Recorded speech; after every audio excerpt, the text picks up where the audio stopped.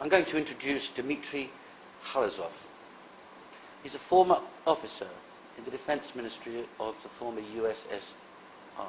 He presents his book to the world today, and he presents it with two credentials. Firstly, he was a technician in the field of nuclear munitions. Secondly, he's acknowledged, apparently by the FBI, as a material witness. Dimitri, tell us something about yourself. Good morning. Okay.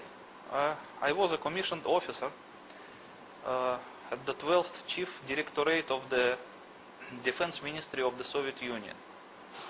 And the 12th Chief Directorate was an organization responsible in the Soviet Union for nuclear testing and technical maintenance of the entire nuclear arsenal of the state. From there, I got some experience in regard to nuclear munitions, as well as a certain knowledge concerning the nuclear demolition of the World Trade Center in New York. Well, let's come to that, Dimitri. Do you have anything to identify yourself as an officer in that directorate? Unfortunately, I'm not at my home in Russia now, and most of the documents are at my home. I might have a few. You know, one of my photographs, the color photograph in the military uniform, is in the book. And I have another couple of photographs. This is you in the uniform of the 12th Directorate. Okay, let me explain it to you. You know, the 12th Chief Directorate, because it's considered to be a nuclear arsenal of the state, they usually wore gunnery uniform, like artillery uniform, as being arsenal. But I used to serve in some smaller department of the 12th Chief Directorate, which they call Special Control Service, otherwise it's nuclear intelligence.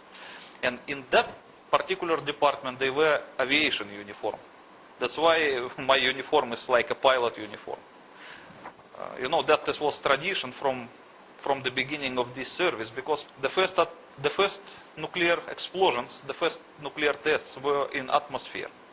That's why the control service use airborne flying laboratories based on some cargo planes to fly and to collect data from atmospheric nuclear explosions.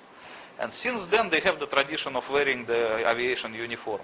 So when the nuclear testing moved underground, they no longer need to use the flying laboratories, because they use some other means like seismic control. But the uniform is still remain. That's why it's an aviation uniform.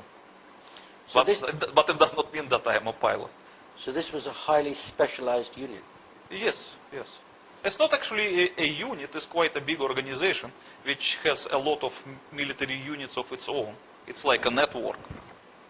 And within that unit, what was your job?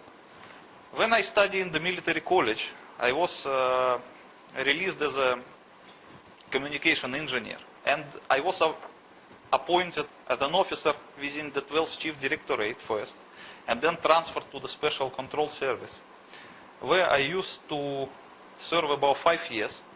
And my position was a chief of shift, which was responsible for receiving and collecting data from the periphery laboratories concerning nuclear explosions. And my duty was just to, how to say it? I was like a chief of the shift. And my duty was to collect the things and to pass it to the operational officers, and to superiors. That's a very responsible position. Yes, it's a very responsible position, because all the, how do you say, recognition of the nuclear test of the enemy of the USSR actually come through my hands. I was the chief. I understand. Where were you born? Let's talk about your early time. I was born in some small city near Moscow, about 40 kilometers from Moscow, named Golitsino. This city still exists. Mm-hmm. And when did you leave the service? At the present time? Yeah. I live in Bangkok, Thailand. No, when did you leave the service of the Soviet? I quitted this military service at 1992, at the time of the dissolution of the Soviet Union. So it means about the time when the Soviet army ceased to exist and it was recreated as a Russian army or Ukrainian army or whatever other armies. At that time I just decided to quit the military service whatsoever. Understood. But during that 5 years in that special unit, Yes. you're interfacing both with technicians exploding nuclear devices underground, and you're interfacing with senior officers with the data from those tests. Isn't that right? Yes, because the 12th Chief Directorate was the organization primarily responsible for nuclear testing of the Soviet Union. I knew a lot of officers who were involved in that, and I was friendly with many of them. And because I served in particularly the Soviet nuclear intelligence, which was responsible for detecting nuclear explosions of the various adversaries of the Soviet Union, I also have experience of the nuclear testing of the others. And is this your official... Yeah, that is one of the very few military documents that I managed to keep with me. It's, in here I'm still young, and it was from the military college, one of the documents. Understood. Thank you. You describe yourself in your book as a big fish in the story of September the 11th. I believe that it's clear in the book that the chart that you exhibit puts you on the same page as some very dangerous figures. You understand. You mean this Yes, one? Yes. Well, Take us through the chart. you know, it would not be decent probably to say that I am a big fish. I'm not. But the American FBI believes so. Okay. So this definition does not come from me. It comes from the Americans. Okay. So as you can see in this chart, the Americans put me in the same line with notorious terrorists, the September 11 hijackers, the 2002 Bali bombers, like Mr. Hambali, with Mr. Hani Hamoir, who is accused of supplying the passports for the September 11 hijackers, and even with a certain Dr. Haji Mohammed Husseini. As you can see that I'm next to him in the same row, who in opinion of the American is the biggest fish in this network. And this document was prepared by the FBI for the Thai authorities. Yes, because the Americans attempted to obtain my extradition to America from Thailand in the 2003. Yes. And this document, this one, it was prepared by the FBI for their Thai colleagues. You were arrested and charged with supplying a passport. Well, yes, I was arrested for the extradition request of the United States primarily. Right. But because something was not ready with the official package of the documents related to extradition, they have to accuse me of something else, just for the meantime, to win the time. Right. So they accused me of supplying the fake passport for Mr. Hambali, the chief Bali bomber and the chief of the Jemaya Islamiyah organization. Right. So, and that's a charge that you've always denied. Yes, of course. And you've never been convicted of No. any of them.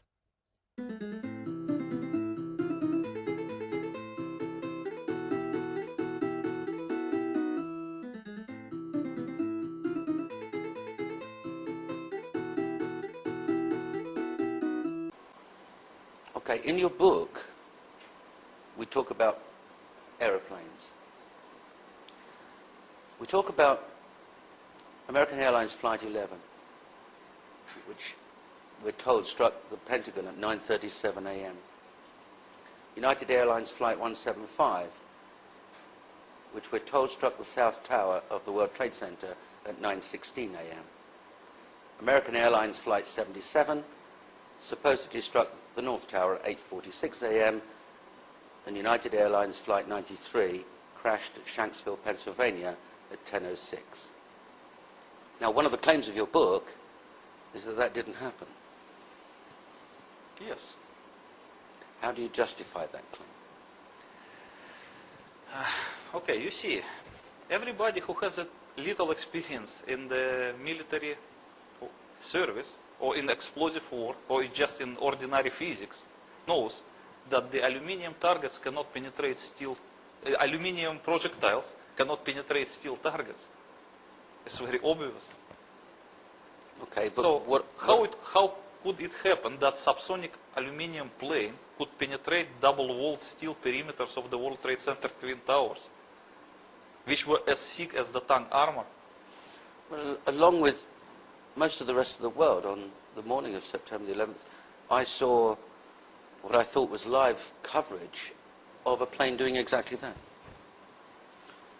Yes, but many people, they changed their opinion since then. There is a lot of research, even in the internet and YouTube, you can find a lot of movies shot by professionals who prove that the contemporary September 11 coverage was just a digital manipulation with the planes. It's very easy. Because first of all, there was about 17 to 19 second delay with the real time when they showed this.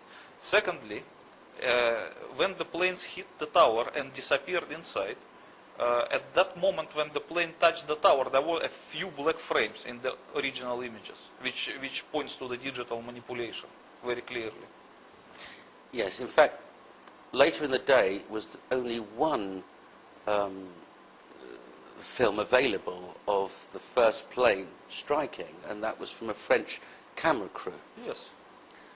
And later in the day, there are more versions of the second plane striking, and they are from various, but it turns out that various sources, but it turns out that those sources are not live, they've received them from someone else. Yes, For example, CNN says this is not live, Yes, with yes, courtesy of someone else. yes. And you're saying your case is that there was a change or a digital manipulation in the tape recording of that crash. Yes, I can even show it some of these samples. Just this one is one of the examples, as you can see. Yes, quite clearly. There's Yes. a blank screen, isn't there? Yes, the first is different background. Here is brownish, here is bluish, here is white. And here you can see the approaching plane. And this plane already penetrated the tower, and you can see the nose of the plane sticking from the opposite facade of the tower. Yes. And then completely black frames, Yes. which are about 16 in reality, in that footage. And then only the orange fireballs of the Hollywood style begin to appear. So you're saying it's quite easy to digitally manipulate what all of us saw? Well, I'm not a cameraman and I'm not a film producer, but I think so. It's not so difficult. Well, let's stick with what you do know, the plane. The plane was travelling at 400-500 miles an hour. Would that make a difference as far as its penetration capability is concerned? No, it is very low speed in terms of penetrating capabilities, because everybody knows, I say not everybody, the people who has a little knowledge about the military know that in order to achieve penetrating capability, the armor-piercing artillery shell has to fly at least at the speeds of Mach 3 to Mach 4. And that will only enable it to achieve the ability to penetrate the tank's armor. And besides of all, the actual core of the artillery shell, it does not make from steel. It's made from either tungsten or depleted uranium. Because the material, it has to be a little bit harder than the actual tank's armor. So what do you think about the aluminium target traveling at subsonic speed? How can it penetrate steel? So are you saying that if a 757 or a 767 crashed into the World Trade Center at the 78th floor, in reality, it wouldn't penetrate inside, it would just fall down outside? It will just smash itself flat and just fall away like that. Because it's aluminium. Well, and the thickness of the, I will probably show it to you.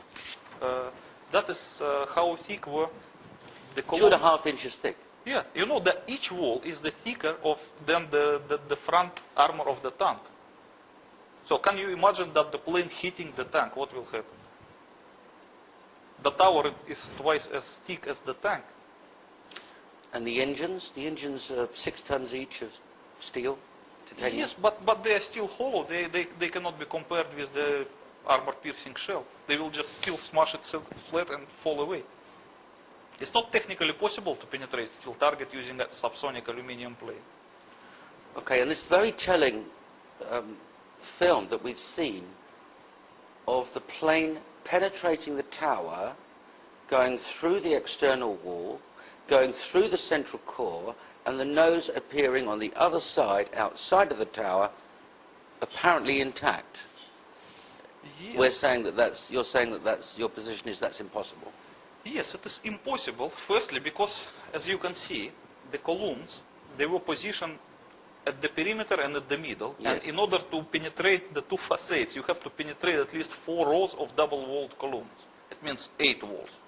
Each of them as thick as the tank armor. Besides of all, as you can see from this drawing, the second plane is supposed to penetrate tower under some angle. Yes. Over the corner. Yes. Not from one facade through the other facade. It should not even touch the core of the tower. It should go through the corner. As you can see, the propagation of fireballs yes. is from the available movie. You can see also in this movie. So, it is not possible to achieve this penetrating capability as shown in this picture when the nose of the plane stuck from the opposite facade. It is not possible because it does not correspond to the actual angle of the impact. Understood. So, of course, all of it points to digital manipulation. Appeared to bank sharply and smash directly, perhaps purposefully, into, oh my goodness, oh God, there's another one. Oh my, perhaps purposefully, into, oh my goodness, oh God, there's another one.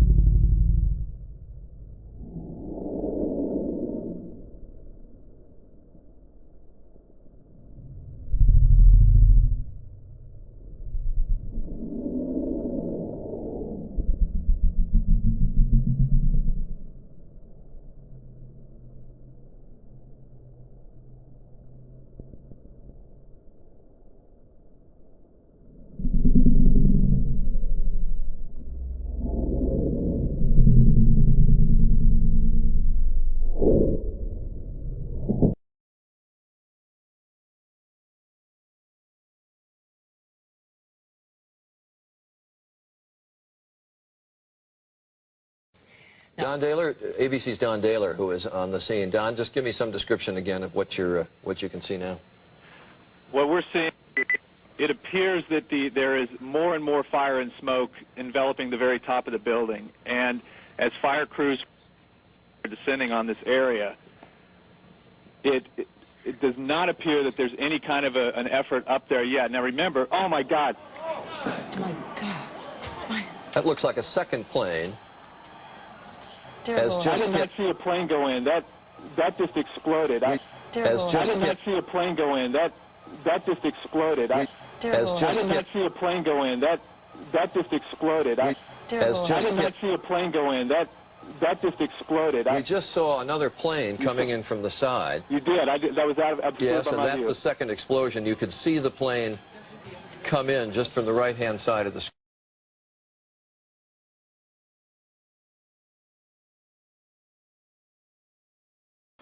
Besides of all, some of the movies show, like this one, that the plane has a horizontal trajectory before penetrating the tower. Yes. But some other movie, like this one, is also claimed to be contemporary, shows sharply descending course. That's right. Yeah. That's right. Like a diving bomber, as you can see it here.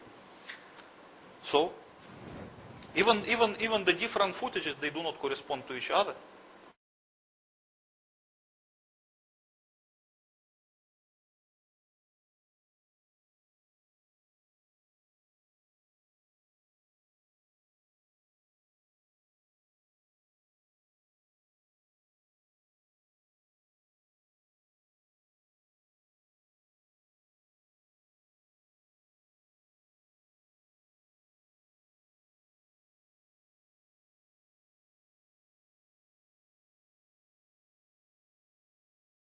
Okay, All but- of it points to digital manipulation. Besides, the most important is probably this.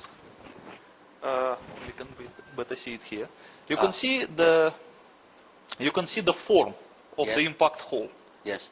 Does it look like made by the plane? It is two straight cuts, Well, it certainly including the ends of the wings and the end of the tail. And who can believe that such a perfectly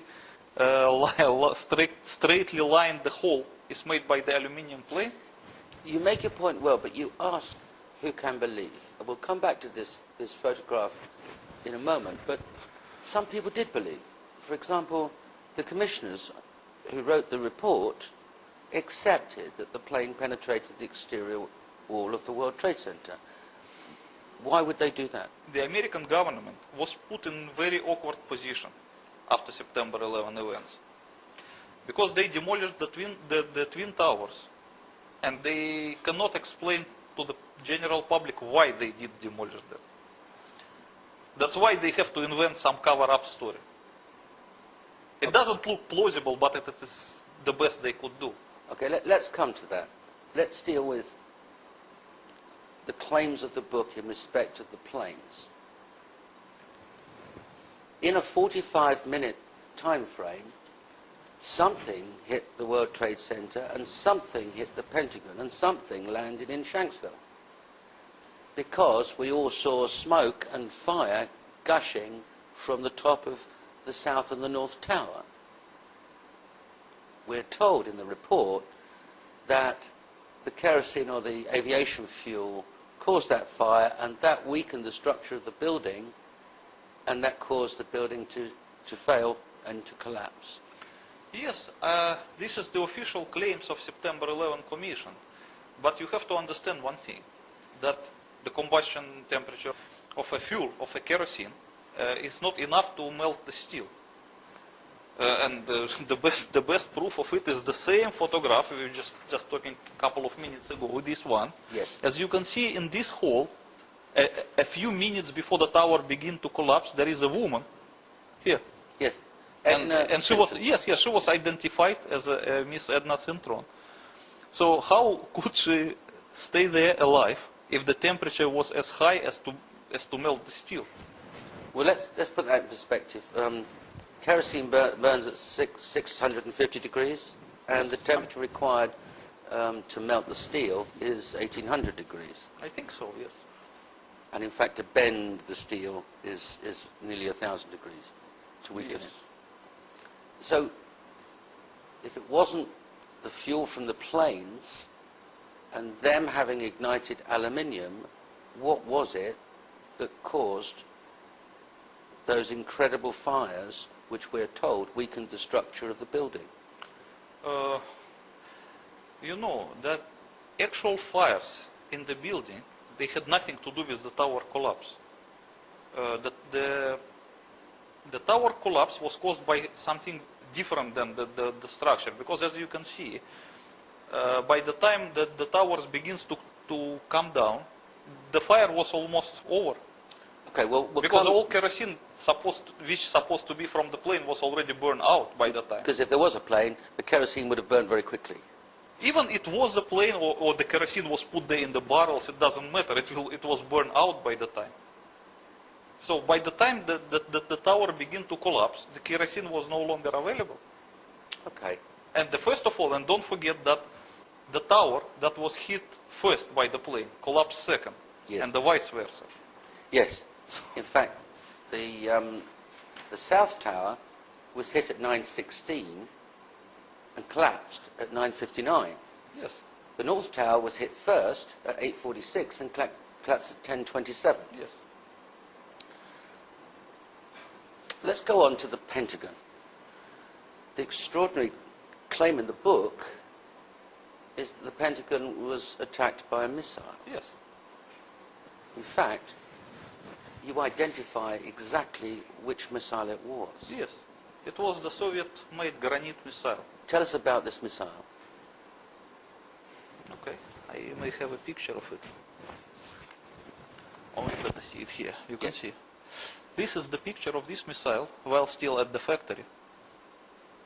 And you can even see the the red banner behind it, which says "Glory to the Soviet working class." Yes. That means it's still from the Soviet time.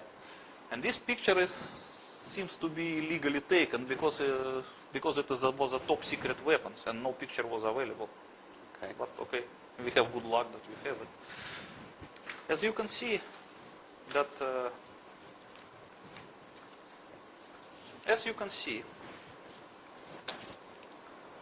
the trajectory of the target, which hit the Pentagon, Yes. does not correspond to the possible trajectory of the passenger plane. One of the things. The passenger plane cannot simply dive like that. One of the things that have been identified by inquirers, such as Loose Change and 9/11 truth seekers, is that the plane supposedly was piloted by a very amateur pilot, and the maneuvers required to do what the Commission suggests the plane did would be virtually impossible. Yes, I agree with that, and I would say even that plane was piloted by the best pilot in the world, he will still not be able to achieve this kind of maneuver. It's not possible for the passenger plane, and not even possible for a military plane. It is only possible for the highly sophisticated missile. Look at this. This sophisticated missile, what kind of a range and where would it be launched from? It was launched most probably from the Atlantic Ocean, from the side of Atlantic Ocean, perhaps 200 miles away, maybe 300 miles away from the coastline. Okay. But I don't know exactly. I just think so. Because first of all, that by the reaction of the American officials, you can see that they send immediately their fighters towards the Atlantic Ocean after the Pentagon was hit in order to prevent Yes. further attacks. Yes. in So fact, it was a seaborne attack, definitely.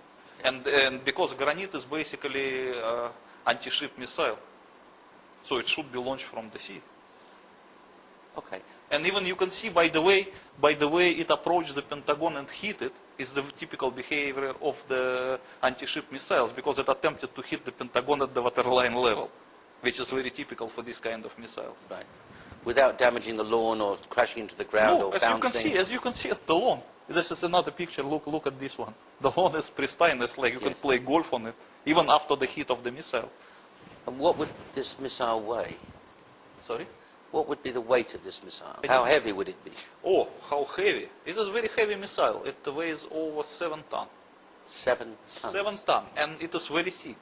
It's made from steel, and it is very thick. So it's like a flying tank.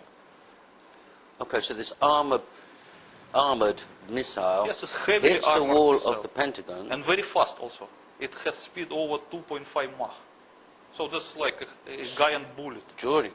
Yes. Extraordinary. So it hits the outer wall of the Pentagon. Yeah. The inertia takes it through the other side of that wall, Yes. ring A, Uh-huh. and then into ring B, out of ring B, Yes. into ring C, and then finally stopping at the other side of D. Yes, as you can see in this picture, it managed to penetrate at least 6 capital walls of the Pentagon. Which, And let's look at the exit hole. yes, with their holes. Yeah, look at this hole. Does it look like a hole made by the plane? Your position is that it couldn't be a plane, No, no way. and there definitely was this missile. Of course.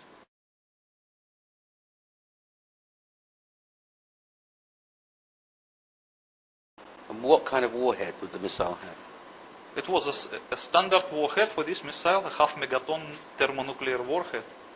Because this missile is the only nuclear missile. There is no ordinary warhead for this missile. It can only be nuclear, and it was nuclear. A thermonuclear warhead Thermonuclear? is launched from somewhere in the Atlantic at the Pentagon building and arrives. Yes. Okay. And in your opinion, that's the only explanation? Yes. This is the explanation of the mechanics of the Pentagon attack, Yes. and also of the behavior of the US government. Ah, It explains everything. okay. We'll come to the origins of the missile, because in your book you disclose where it's come from and when and how it got to be in the hands of people that wanted to attack the United States. But let's talk for a second about the total events, the chronology. Within 45 minutes, 2 explosions, they say planes hitting, you say explosions at the World Trade Center. A missile attack on Washington, and then a short time after that, a plane crashing in Shanksville, Pennsylvania. What do you say happened after the Pentagon attack? Oh, this is a little bit complicated story. Because in order to understand this, we have to understand first about the demolition scheme of the World Trade Center. Okay. Otherwise, it will not be easy to explain. Let's do it this way.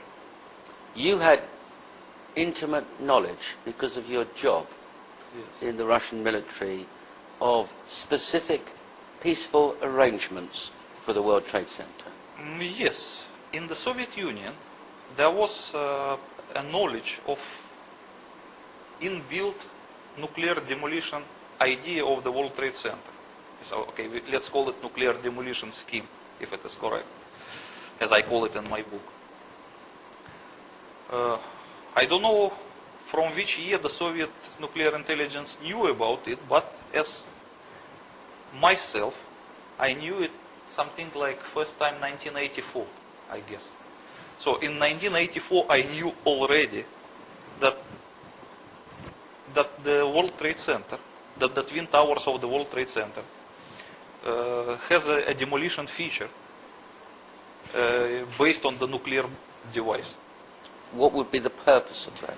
As far as I understand, it's like the story is like this: the building code of New York in the 60s, and as well as the building code of Chicago, were different from the rest of the building codes of America, and they did not allow the constructor to build any skyscraper unless the constructor can provide in advance some demolition idea, meaning how he is going to demolish that building in the future. So the Department of Building of New York would never issue permission to build the incredibly strong World Trade Center Twin Towers unless the people who propose the construction would propose also the demolition scheme. And because it is absolutely impossible to demolish such a strong and rigid structures as the Twin Towers, especially back in the 60s, it was really a big problem for the constructors. So they don't know how to demolish it. They know how to build it, but they don't know how to demolish it. So at this time, they hired one famous company, Nuclear Demolition Inc. Nuclear Demolition Inc. Controlled Demolition Inc., which actually deserves to be renamed, I guess. Maybe a Freudian slip. Yes. Yes. So they hired the most famous demolition company, the Controlled Demolition Inc., based in America, to figure out some demolition scheme for the would-be World Trade Center still back in the 60s. And because at this time, the nuclear bombs, they become evil now. But in the 60s, they were still okay. It means it was acceptable to use them for civil purposes as well. And Controlled Demolition Inc. proposed the idea that if they planted the underground nuclear device under each of the tower and detonated it, it will cause the collapse of the building without actually damaging the surroundings. And this scheme was accepted by the Department of Building, so the permission to build the World Trade Center was issued. So they built the World Trade Center with this kind of thing. It was a built-in feature from the beginning. How would the Russian intelligence know about it? First of all, there was an agreement which is called Peaceful Nuclear Explosions Treaty between the Soviet Union and the United States of America. And in this agreement, they have a limitation and mutual obligations in regard to so-called peaceful nuclear explosions. So according to this agreement, each side has to inform another side of any peaceful nuclear explosions. So I guess that the Soviet nuclear intelligence was informed based on the treaty. And And in any case, it was not a secret. I remember that it was published in some newspapers even. And I remember there was a discussion in some American newspapers in regarding to the nuclear demolition scheme of World Trade Center in, I think, in the beginning of 80s. They just forgot it now, but before it was publicly available. And the Sears Tower in Chicago. Yes, the Sears Tower in Chicago has the same kind of feature. Also designed by the Controlled Demolition Inc. Okay. To a layman, it does seem mad, frankly, that here we have the World Trade Center where thousands of people live and work, surrounded by other places where people live and work, that there might be a nuclear device underneath standing by to be used in case it requires demolition. That does seem to the layman quite mad. Would it be a safe thing to do? Look, it does not only look mad for the layman, it also looked mad for the Soviet nuclear intelligence. Because it was a standing joke amongst our officers. It was such a crazy thing that I give you one example. In the middle of Bangkok, there was a big supermarket which was also called World Trade Center. Nowadays, it is renamed. They don't want the people to remember the words. But back in the 90s, it was still a World Trade Center. So there was a funny story. I visited Bangkok in 1992, while still in the military, with one of my colleagues from the same service. And when we were passing in the taxi by the World Trade Center in Bangkok, the taxi driver pointed to us that this is the World Trade Center, and both of us began to laugh. So I asked my colleague why you are laughing, and he said, I'm just figuring out how many kilotons of the nuclear explosion would I need to demolish the one. I mean, it was really like crazy. But there must have So been it's really a mad idea.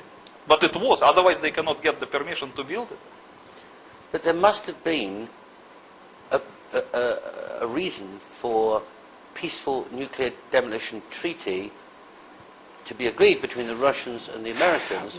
The Russians must have had similar arrangements for peaceful use of nuclear First of technology. all, this is what you call a nuclear demolition, peaceful nuclear demolition treaty. It's a peaceful nuclear explosions treaty. It has nothing to do with the demolition. So peaceful nuclear explosions in the Soviet Union, they were never used for demolishing of anything. They were primarily used for making lakes, artificial lakes, canals, tunnels, and gas holders. Because it's a perfect thing to make a gas holder, for example. When you detonate a nuclear explosion deep underground, it will create a cavity with the hermetic walls, which is represented by volcanic glass. And it is a perfect thing to keep gas under pressure. Yes. So like, for example, in the Soviet Union, the most of the peaceful usage of the nuclear explosion was to create a gas holders. But Americans, they decided to use it for demolition. And not tell the public. Of course not.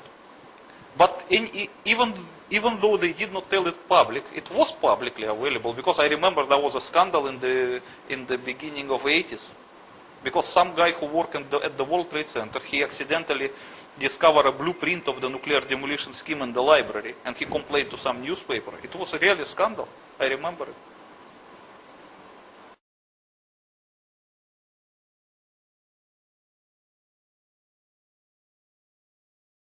Now let's put your knowledge in the context of that period between 9:15 and 10:15 on the morning of September the 11th. Somebody calls Bush and the Joint Chiefs of Staff and says, we've got 2 explosions in the World Trade Center, and we've got a Russian missile in the lawn of the Pentagon. Wouldn't the first thing they did pick up the phone to President Putin and say, have you lost a missile? Yes, of course, and they did it. As you can review the timetable of September 11 events very carefully, you will see that there were telephone conversations between Putin and Condoleezza Rice. Putin also tried to talk to Bush, but Bush was in the plane, so he was not available for conversation. Okay, so let's put it in context. America is under attack. Yes. Someone discovers that there's a nuclear device in the Pentagon. It's not exploded. No, it did not explode. If it would explode, we will not see Washington today. It's a half megaton. Sure. It's more than 25 times bigger than Hiroshima bomb. Because Hiroshima bomb was less than 20 kilotons. And it's not underground, it's above ground. If it would explode above ground because it hit the wall of the Pentagon. Yes. It's supposed to explode at this level. So then what happens next? The doomsday plane you talk about in your book. Tell us about the doomsday plane. Well, many people cannot find explanation why the so-called doomsday plane was seen flying over The White House. the White House at September 11. Tom, thanks very much. We'll talk to you a little bit on now to one of the eeriest moments amid the carnage of 9/11. A mysterious plane was seen flying right over the president's residence. Even some CNN staffers saw it. To this day, it has never been officially explained. Tonight, Chief National Correspondent John King has new details about this great 9/11 mystery. Today, 6 years after 9/11, the mystery endures about just what happened in the skies over the White House that terrible day. A plane flew right over it. But why? And what was it? For conspiracy theorists, the image is a gold mine. Go back to that morning. Suddenly, an orderly evacuation of the White House turned hectic. In New York, the Twin Towers had collapsed. There was word of an explosion at the Pentagon. And then Secret Service warnings of another plane still on course for Washington. It appeared overhead just before 10 a.m., a 4-engine jet banking slowly in the nation's most off-limits airspace, on the White House grounds and the rooftop, a nervous scramble. About 10 minutes ago, there was a white jet circling overhead. Now, you generally don't see planes in the area over the White House. That is restricted airspace. No reason to believe that this jet was there for any nefarious purposes, but the Secret Service was very concerned, pointing up at the jet in the sky. And still today, no one will offer an official explanation of what we saw. Two government sources familiar with the incident tell CNN it was a military aircraft, but say the details are classified. This comparison of the CNN video and an official Air Force photo suggests the mystery plane is among the military's most sensitive aircraft, an Air Force E-4B. Note the flag on the tail, the stripe around the fuselage, and the telltale bubble just behind the 747 cockpit area. There are many commercial versions of the 747, obviously, that look similar, but I don't know any of them that have the communications pod like the E-4, the Air Force E-4 does behind the cockpit. The E-4B is a state-of-the-art flying command post, built and equipped for one reason, to keep the government running no matter what, even in the event of a nuclear war. The reason it was nicknamed the Doomsday Plane during the Cold War.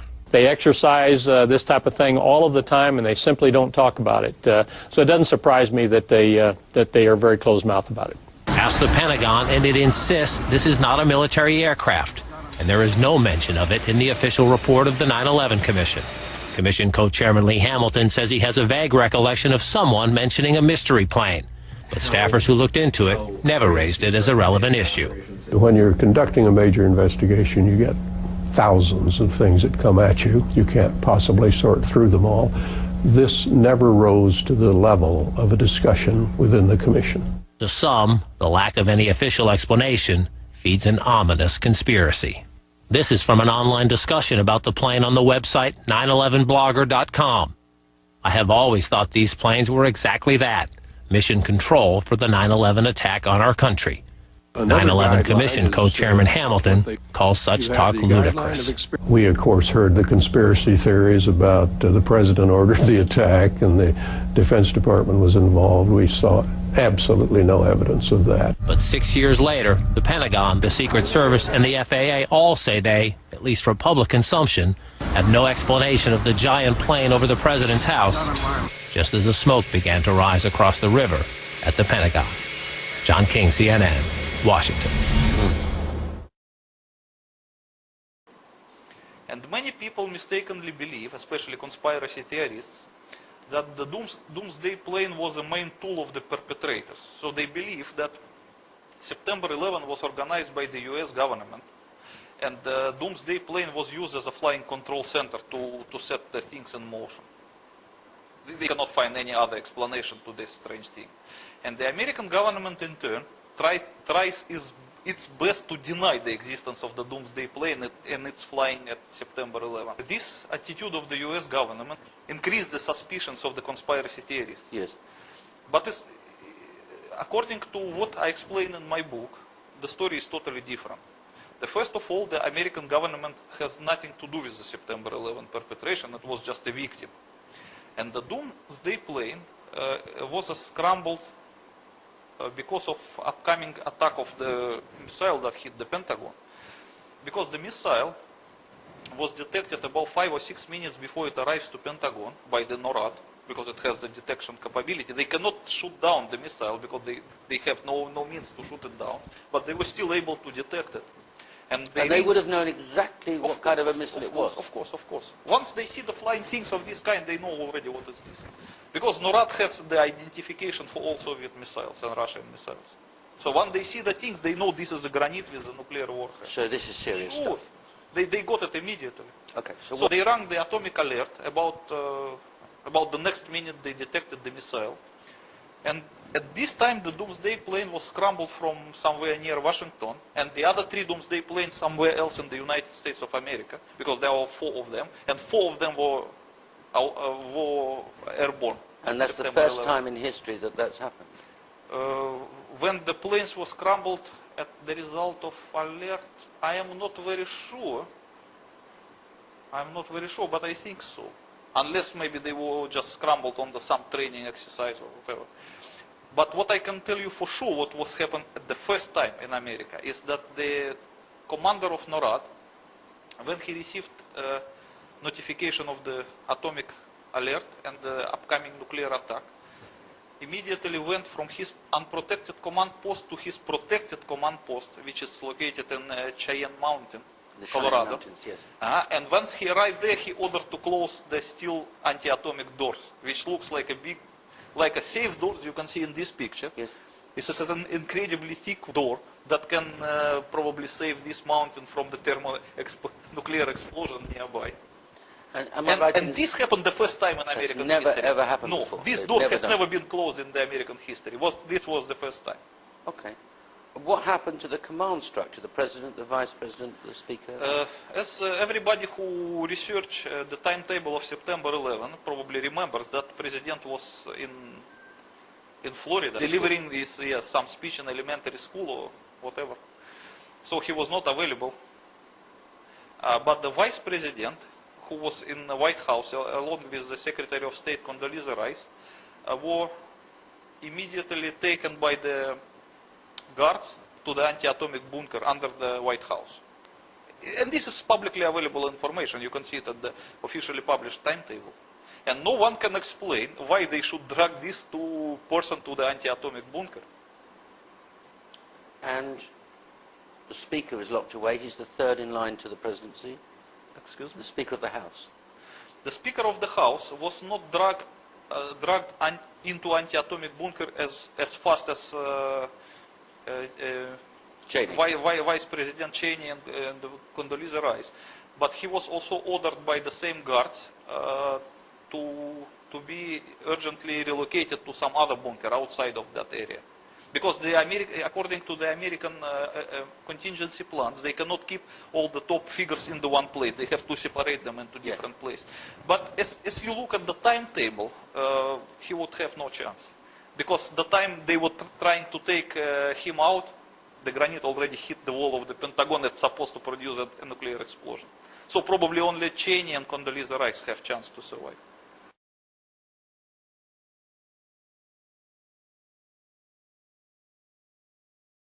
And while this is taking place, this panic, orchestrated reaction to a nuclear attack, there are fires burning in buildings 1 and 2 and firemen trying to deal with those fires. You're saying that there is no way that the fires caused the collapse of the buildings. Of course. So those firemen running up the stairs and organising the evacuation of injured people have nothing to fear from collapse. They're there to put out a fire. Of course. Because firefighters just did their job. Yeah, we've got these firefighters who gets to the 78th floor and says, send up 2 lines. Yes. I've got 2 pockets of fire, but we need reinforcements to help evacuate these people. Yes.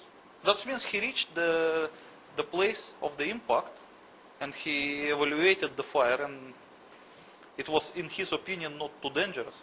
So there's nothing wrong as far as the structure of the building at that point is concerned? Absolutely. In your book, you suggest that at that point, or shortly before, the radio message from the fire chief, a decision was taken because of the presence of a thermonuclear warhead in the Pentagon to activate the demolition scheme of World Trade Center Building 1 and 2. Well, you know, at the time when I decided to write the book, I did not know this particular. So in my opinion, the American officials decided to press the red button to demolish the World Trade Center based on some false report that otherwise the tower will collapse on its own. So that, in my former opinion, it was that they pressed the red buttons in order to anticipate its accidental collapse. But when I completed the book, I get some advice from the people from the American FBI who read the book and express their opinion that it was not true, it was not the valid reason. Hang on, let's be absolutely clear on this. When you completed the book, yes, you sent a copy of it to the Justice Department at yes, the American Embassy. Yes. You also had informal conversations yes, that led to an FBI officer answering you and saying what? And he read the book. Yeah, it was an informal conversation, absolutely informal. So he read the book, and what yes, did he say? He said that it is not possible that the American officials would be that crazy to set the nuclear demolition scheme because of the fear of the tower's collapse. Because the damage will be about the same if they are collapsing. Right. So they say there should be much more stronger reason that would convince them to do so. And according to the FBI, the reason was that someone claimed there were 3 nuclear warheads actually sent to America at that morning. The one of them hit the Pentagon and it was found to be nuclear. It means it was really a hard-proof and very convincing thing. And they claimed that the other 2 were inside the planes that hit the World Trade Center. So they say that the American officials were in fear that these 2 things up on top of the tower will produce the real nuclear explosions. So they decided to collapse the tower just to minimize the damages. Because if at the ground level, the damage will be very less than compared that if they exploded like 300 or 400 meters above the ground. If they exploded at the level of floors 78 and 99, oh, it will destroy the entire New York probably. Because it's a half megaton. Yeah. So the unofficial response to your book was that it's accurate, or it's inaccurate, or it's accurate in some ways. The FBI officials who read the first edition of my book said that about 90% of the information is correct, including the name of granite missile that hit the Pentagon. So what was incorrect in their opinion is just my conclusions of why they did that. So, but after correction, I rewrote my book according to the FBI opinion. And that is that the World Trade Center demolition scheme was activated because the American government was misinformed that there would be or could be a nuclear warhead in whatever hit the World Trade Center. Not could be, they were absolutely sure about it, because the nuclear warhead found at the Pentagon, yes, was very tough means to convince them. Sure. So they pressed the button. Yes. Just moments ago, I spoke to the chief of safety for the New York City Fire Department, who was obviously one of the first people here on the scene after those 2 planes were crashed into the side, we assume, of the World Trade Center towers, which used to be behind me over there. Chief Albert Turry told me that he was here just literally 10 or 15 minutes after the events that took place this morning. That is the first crash. He said that at one point he had roughly 10 alarms. That would equate to roughly 200 to 225 New York City firefighters who were in the building. This was after the crash, trying to rescue civilians who were in there. Now, earlier this morning on the Today Show, we spoke to the director of the World Trade Center. He said that at that hour of the morning, you could have upwards of 10,000 people in each of those towers. That would be 20,000 people total in each tower. The chief of safety of the Fire Department of New York City told me that shortly after 9 o'clock, he had roughly 10 alarms, roughly 200 men in the building trying to effect rescues of some of those civilians who were in there. and that basically he received word of the possibility of a secondary device, that is another bomb going off. He tried to get his men out as quickly as he could, but he said that there was another explosion which took place, and then an hour after the first hit here, with the first crash that took place, he said, there was another explosion that took place in one of the towers here. So obviously, according to his theory, he thinks that there were actually devices that were planted in the building. One of the secondary devices he thinks that took place after the initial impact was, he thinks, may have been on the plane that crashed into one of the towers. The second device he thinks, he speculates, was probably planted in the building. So that's what we have been told by Albert Turry, who is the chief of safety for the New York City Fire Department.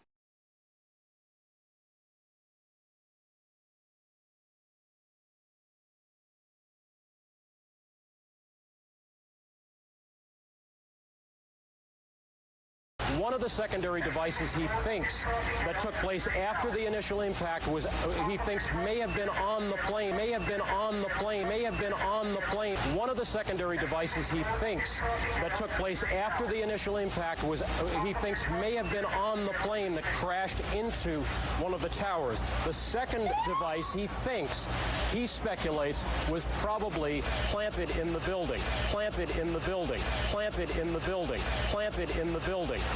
So that's what we have been told by Albert Turry, who is the chief of safety for the New York City Fire Department. The chief of safety, as I said, chief safety of the Fire Department of New York City, told me that shortly after 9 o'clock, he had roughly 10 alarms, roughly 200 men in the building trying to effect rescues of some of those civilians who were in there, and that basically he received word of the possibility of a secondary device, that is another bomb going off. He tried to get his men out as quickly as he could, but he said that there was another explosion which took place, and then an hour after the first hit here, with the first crash that took place, he said, there was another explosion that took place in one of the towers here.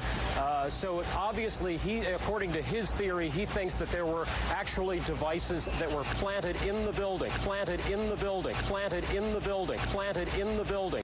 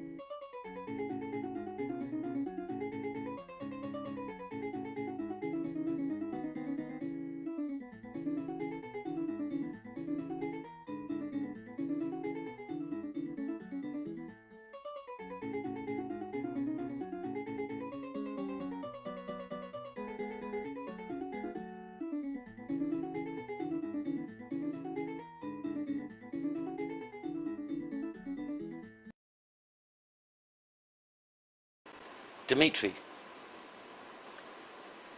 your book suggests that the American government exploded a nuclear weapon underneath World Trade Center buildings 1 and 2.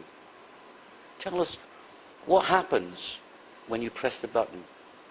Well, first of all, I want to say that this book does not suggest, it proves that the tower was demolished by the nuclear device.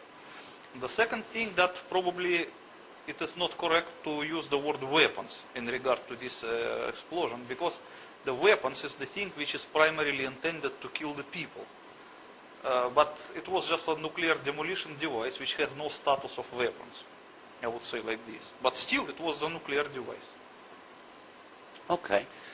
Just to correct the question, if you don't mind. Okay, I accept that. Tell us how it works. Okay. Actually, you know, at one point I wrote an article for Wikipedia with detailed explanation how to use the nuclear device to demolish a skyscraper. And it was a good article with a good explanation. This is some page of it with a diagram. But unfortunately, this article did not exist on Wikipedia longer than a week. It was accused of being a crazy conspiracy theory and removed. Yes. Even though I did not mention the World Trade Center in it. The history of this article is like this. Because I have a website and I have some visitors who requested me to write an academic-looking article for Wikipedia on nuclear demolition in general. So I wrote the article with detailed explanation, without mentioning September 11 or World Trade Center or New York or even America. I just only explained on purely technical terms how to use a underground nuclear explosion to demolish a skyscraper. So it means it was nothing, no politics, no conspiracies involved, just purely technical article. Still, it was accused of being 9/11 conspiracy theory and removed. Okay, I still keep it in another website. I made the copy of the Wikipedia article, so it is www.nuclear-demolition-wikipedia.com. So if anyone is interested, he can check it. I will try to use the same explanation now. Okay, this is the... First of all, I have to explain what is the difference between atmospheric nuclear explosion and underground nuclear explosion. Because many people confuse them, and that's why it seems for them that if nuclear device was used to demolish the World Trade Center, then the devastation around should look like Hiroshima. Okay, I will explain why it should not be. Okay, let's make the difference. Okay, here we are talking about underground nuclear explosion. And here about atmospheric.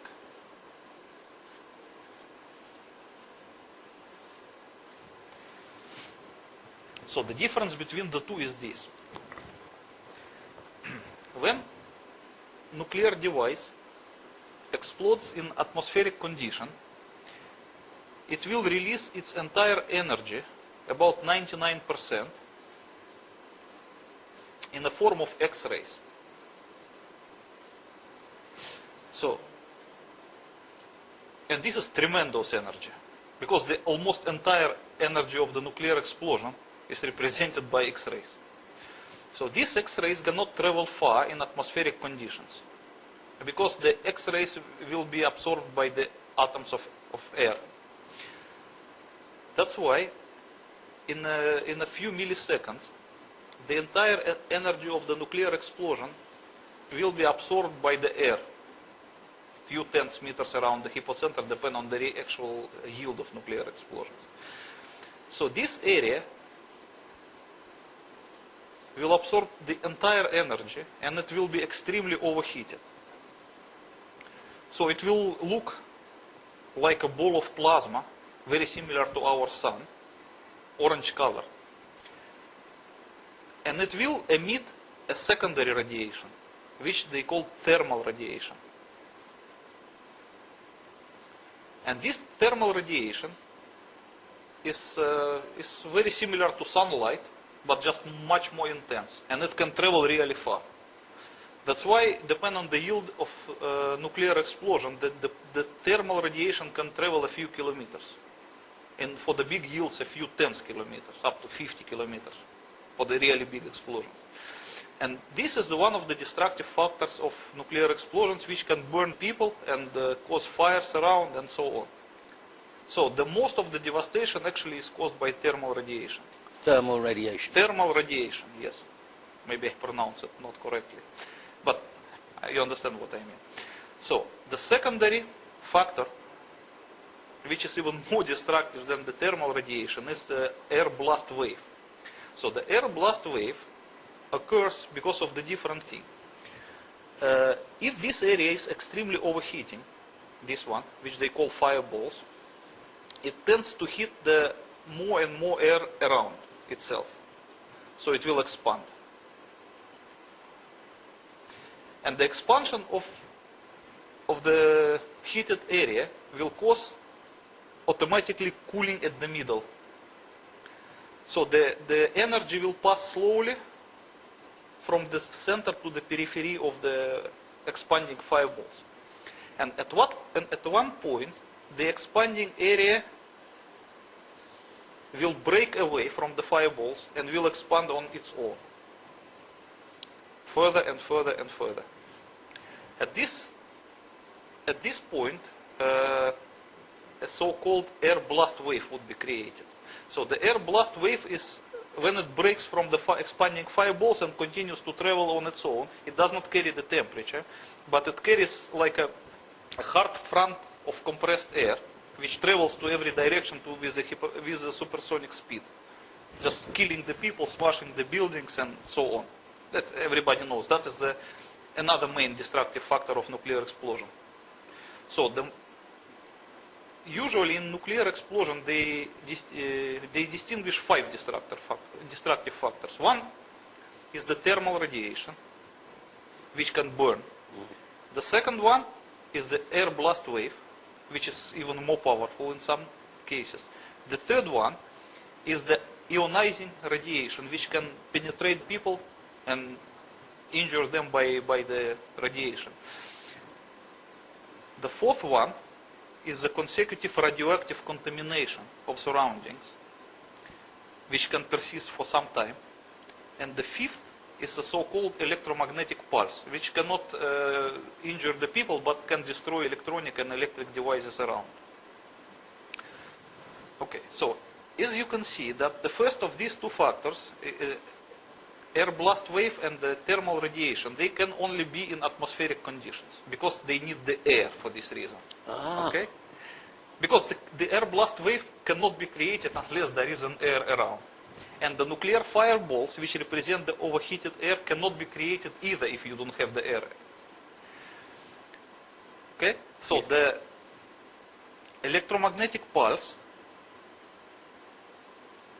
is another thing which does not require the air actually, but I will explain it later.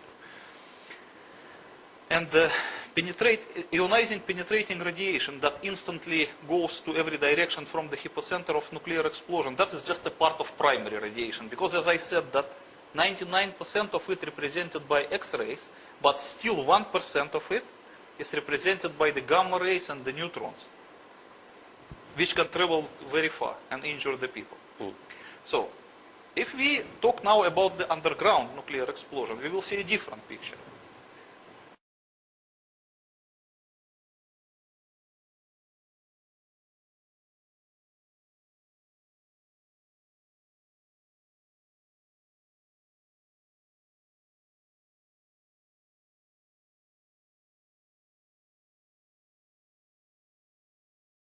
So, if we talk now about the underground nuclear explosion, we will see a different picture. Let's say this is the level of the ground, and nuclear device is buried here, in some rock. So when it explodes, it will release the same thing, 99% of its energy will be released in the form of X-rays, but they cannot travel far because the area is surrounded by rock. So they will be absorbed by surrounding rock, and they will hit it in the same way as in atmospheric explosion they hit the air. These are fantastic temperatures. Yes, yes. So the rock immediately will be transformed into plasmatic condition. First it will be evaporated, but the temperature will be much higher than enough to evaporate, so it will also transform it into plasmatic condition. So the overheated rock will lose atomic structure, and it will no longer be material, it will be just a plasma. So eventually it will set like volcanic glass. It will no longer be a rock. But for the meantime, it will be in the form of plasma.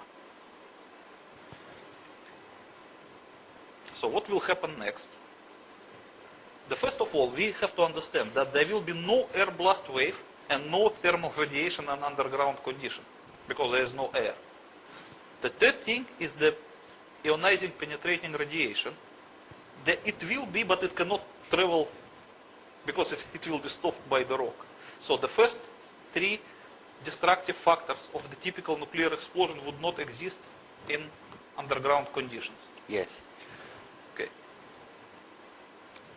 So it's basically you can understand the difference. Now I will explain what really happened. Okay, let me take another sheet.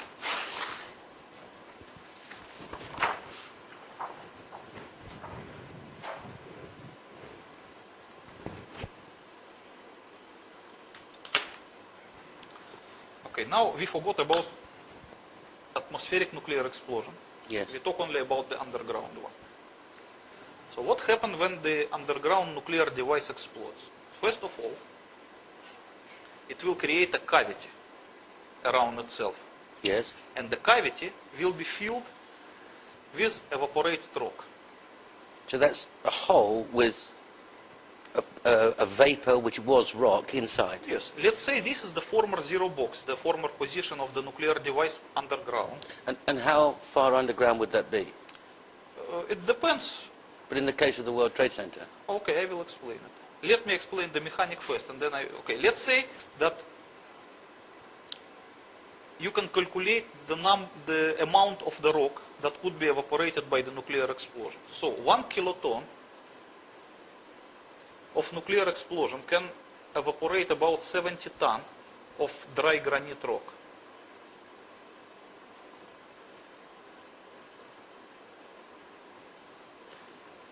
Okay. So, in case of the World Trade Center, they use 150 kiloton nuclear device, which is big enough. How do you know that? Because, as I told you, from my former service in the Soviet nuclear intelligence, I knew about the nuclear demolition of the World Trade Center. And you That's knew why exactly the yield? yeah, I knew the yield. It's 150 kiloton. At first, and the second, that according to the peaceful nuclear explosion treaty, there was a limitation. You could not use more than 150 kiloton for. Oh, so that's the largest allowed? Yeah, the largest allowed by the treaty. So that's by 2 ways I can prove it. Okay, so 150 kiloton could evaporate enough granite rock to create a cavity of 100 meters in diameter. Yes. Or 50 meters radius. Yes. Easier. So, what happens? If this is the former position of nuclear charge, when it explodes, as I explained previously, it's 99% of its energy carried by X-rays will be absorbed by surrounding rock. The rock will be overheated and evaporated. So, 150 kiloton can create a cavity of 100 meters. And these 100 meters will just remain as a cavity underground. That is, as I told you, that in Soviet Union they use this technique to create underground gas holders. Yes. Besides of making the hole, it will also make it sealed, because the walls of the cavity will be covered by a kind of volcanic glass, which is made more or less hermetic. Airtight. Yeah, it's just perfect thing to keep gas. Yes. Okay.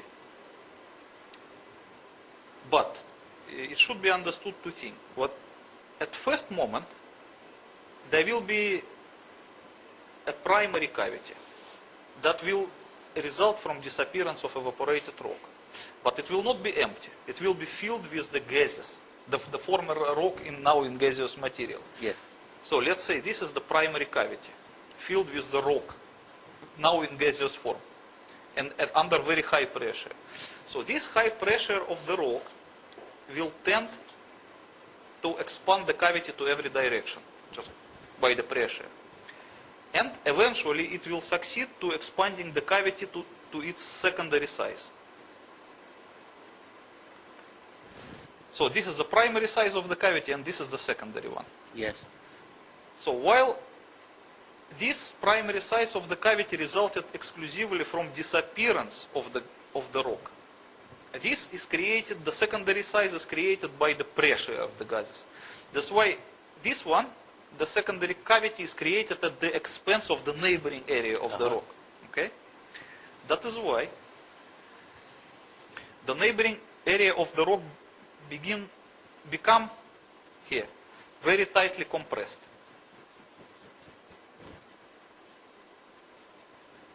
Yes. And then further area around will be damaged to a lesser extent than the first. The actual rock itself will be damaged. Yes, because when the cavity expands itself by the pressure of gases from primary size to secondary size, it does so at the expense of the neighboring area of the rock. Understood. So it will crush the neighboring area.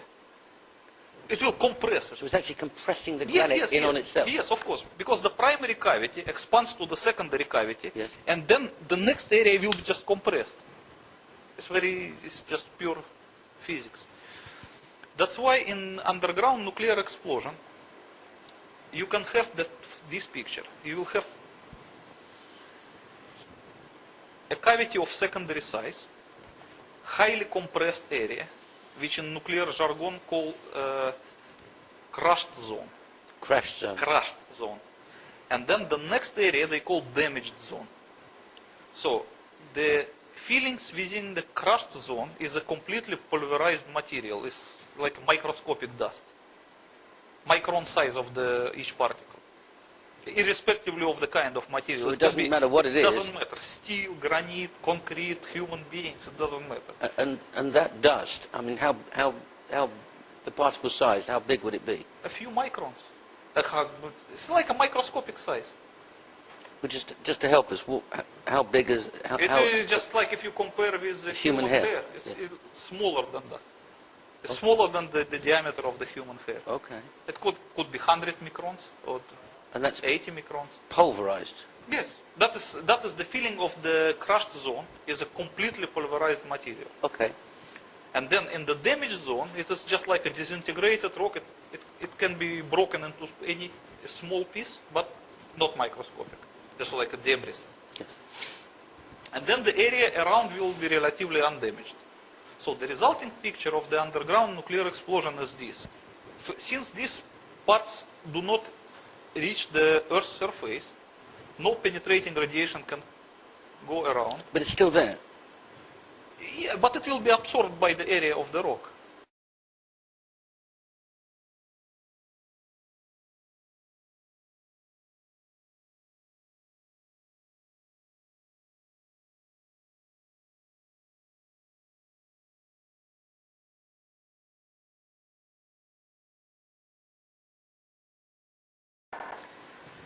Okay, so the resulting picture will look like this. I make it maybe better in this one because it is in color. As you can see, the nuclear explosion starts from this stage. Yes. Okay, this is the start of nuclear explosion. The energy was released at this point. Yes. Next, it evaporated the rock. So it created the cavity of primary size, which is tend to expand by the pressure of gases. And in the case of 150 kilotons, that's 100 meters. 100 meters is the final size of the cavity. Sorry. The secondary size. Okay. Okay, so the primary size will be a little bit smaller. And then, as you can see on the third stage, the cavity has already expanded from its primary size to its final secondary size at the expense of the neighboring area, and by compressing the neighboring areas. Yes. And the resulting picture will look like in this diagram number 4. So in the middle will be a cavity of secondary size, and this blue area will be called crushed zone, and the green area is damaged zone. So the filling of the crushed zone is the completely pulverized microscopic material, as we discussed. But I'm intrigued about this crushed zone and the pulverized particles. Yes. Do I take it the center is still incredibly hot? It doesn't matter, That's because eventually it will cool down. Anyway. Right. But then we've got this pulverized dust. Yes. No matter what the material is, steel, human beings, granite, anything. Anything, it will be just pulverized irrespectively of what it was. Because the pressure of these gases is so high that it will equally pulverize everything. In your book, you explain that the pulverized dust can take the form of what it was originally. Yes. Form and the But color. then you pick it up, Yes. and it's just dust. It's not there. Yes. So you can pick up some rock from here, and it will look like an original piece of rock. Like a pebble. Yeah, you can see the same color and the same form as it was before. Right. But when you grab it and you press it a little bit with your finger, it will just crush to the microscopic dust. So the atoms of that article are still the same material, Yes. but they're just not in. They're not connected in. No, I would not say that it will be crushed to atomic structure. No. No, to microscopic. No, I'm just trying to get a picture because we're going to come and look at dust later and see if it's the same dust. Yes. Okay, so now, as you can understand this, I want to explain about the destructive factors of the underground nuclear explosion. So this is the level of surface, and this is our underground nuclear explosion. So as you can see, there was no thermal radiation, because it was underground, there was no air around. There was no air blast wave, because there was no air around. And third, the penetrating ionizing radiation that can injure people instantly could not reach the Earth's surface because as a part of primary radiation, it was absorbed by surrounding areas of the rock.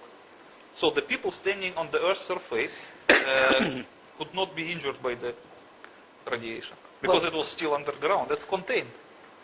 When presumably Americans and Russians test an underground nuclear device, they put it underneath the desert. Yes. I don't know where the Russians do it, but I think the Americans do it in the Nevada desert. So it's Sometime underground. in the mountain. Sure. But is that because they're worried about material or radiation escaping through the surface and damaging people? No.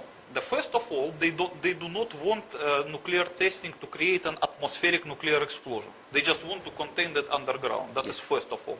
Yeah. Okay.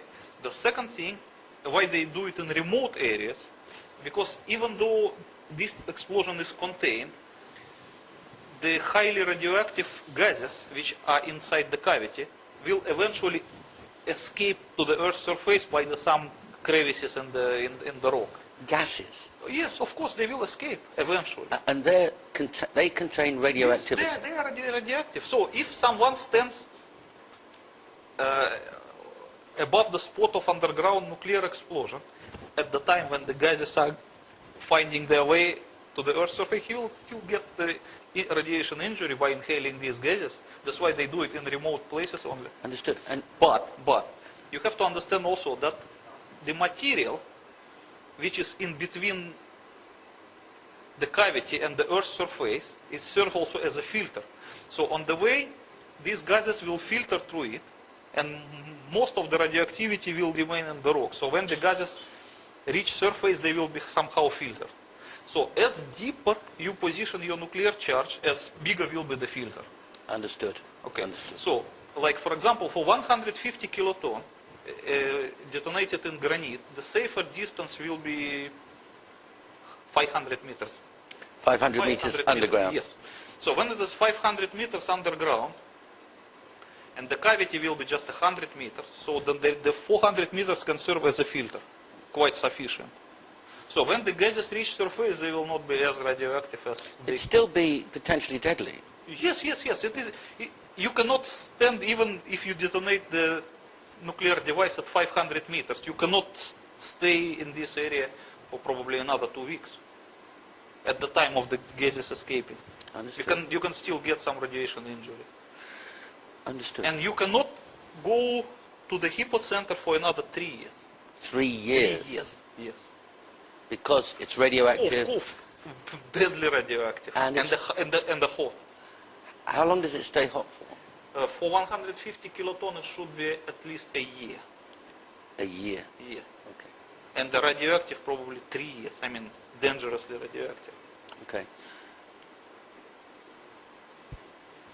So that's, at least I can explain why the underground nuclear explosion does not produce the destructive factors typical to Hiroshima bombs. But you know my next question. Dimitri, you've just explained about a general underground explosion, and that 150 kiloton yield explosion should be 400 meters below the ground, below the earth, 500 below the, forgive me, 500 meters below the ground, the surface. Would that be the same measure that they used in the World Trade Center? No, of course not. What I explained to you, that was a typical safe distance for underground nuclear test, but not for the demolition. But what we saw in the World Trade Center case, it was a demolition, so it was a different arrangement. I see. Okay, I will try to explain it to you. The World Trade Center was positioned like this. This is the ground level. So the tower was built in that way that it went below the ground 27 meters. Yes. So the lowest underground floor of the Twin Tower was positioned 27 meters below the Earth's surface. Yes. So in order to demolish it, you have to position the nuclear charge at 50 meters below the lowest floor of the tower. Exactly 50 meters. Exactly 50 meters, because 150 kiloton explosion in granite, as I explained to you, produces a cavity of 100 meters.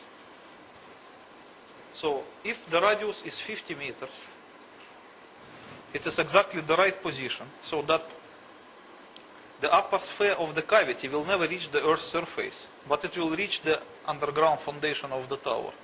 So the tower will supposed to lose its foundation and just sink into the cavity and melt there, because of the temperature after a nuclear explosion is extremely high. Yes. It's enough to melt the entire 400 meters of the tower in just 100 meters cavity. It's just like a pot and a bar of ice cream. So that was the demolition idea. That's why they position the nuclear charge, if measuring from the Earth's surface, is 77 meters. Not 27 meters here and 50 meters here. So altogether, from here to here, is the 77 meters. Exactly. Exactly. And 100 meters wouldn't work? It would not work, because the upper end of the cavity would not reach the foundation of the tower. I understand. And that's, they intended it to be exactly like this.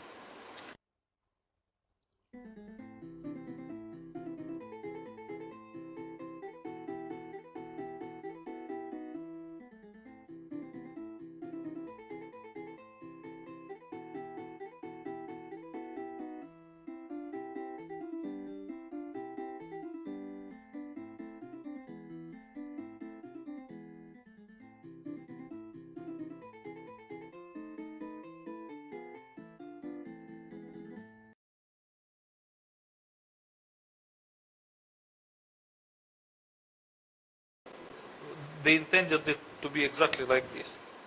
Okay, that's what they intended. What actually happened? What actually happened? Okay, I will try to explain to you. As you remember, I explained to you before that not only the underground cavity would be created, but it would be surrounded by the crushed zone, which will be filled with a pulverized material, and the damaged zone. So I have another drawing. It is also from my book. That the demolition idea actually looked like this. The tower goes under surface 27 meters, and another 50 meters was the position of nuclear charge, the zero box. And the after cavity will look like this, after the explosion 100 meters. So the tower is supposed just to disappear into the cavity. Yes. But as you remember, when I explained to you in the previous drawing about the underground nuclear explosion 500 meters deep, yes, all those zones, they were more or less concentric. Yes. The cavity, the crushed zone, and the damaged zone. Because the pressure from every direction, when the charge is buried sufficiently deep, is the same. I mean, the resistance of materials from every direction is the same. Yes. So the expansion of all these rings will be almost the same to every direction. But if we position the nuclear charge closer to the Earth's surface, not the 500 meters, or just like 50 meters, or 77 meters. This cavity will not look like this. They will look more elliptic with the longer end facing upwards. So the cavity will be of this form, and the crushed zone will be the same. It will look more or less like an egg with the sharper end facing upwards. I understand. Why it happens? Because the resistance of materials towards the Earth's surface is the least. And everything always goes by the way of the least resistance. Oh, so if it's going through, that pressure is going through the foundations, then it reaches a floor, then it reaches a carpet, then it reaches a desk, and there's nothing like solid granite that it's pushing against. No, as you see, here I make the cavity of the round form, but that is in the ideal case, but nothing is ideal in reality. So if the tower is like this, and the nuclear charge is positioned here, it would not produce exactly round cavity. It will produce cavity of this form. Okay. And the crushed and damaged zone, they will be also like this. Because they will tend to expand by the way of least resistance towards the Earth's surface, rather than to these directions. Because here the resistance of materials is much stronger than this way. So it's just pure physics. And the other thing that you have to consider, that granite around here is more or less solid and strong material, while the tower is half empty. And even though it is steel, but it provides different resistance of material compared to granite. That's why the expansion by the tower structure of these zones will be much longer than it underground case. So if it's only 77 meters below the surface, wouldn't we hear an enormous explosion? No, you would not. What would we hear? Nothing. You will just feel the shaking of the earth, which is typical for underground nuclear explosions. Like a train going underneath? Can be compared. It would be... You can measure it by the Richter scale. 150 kiloton will produce something like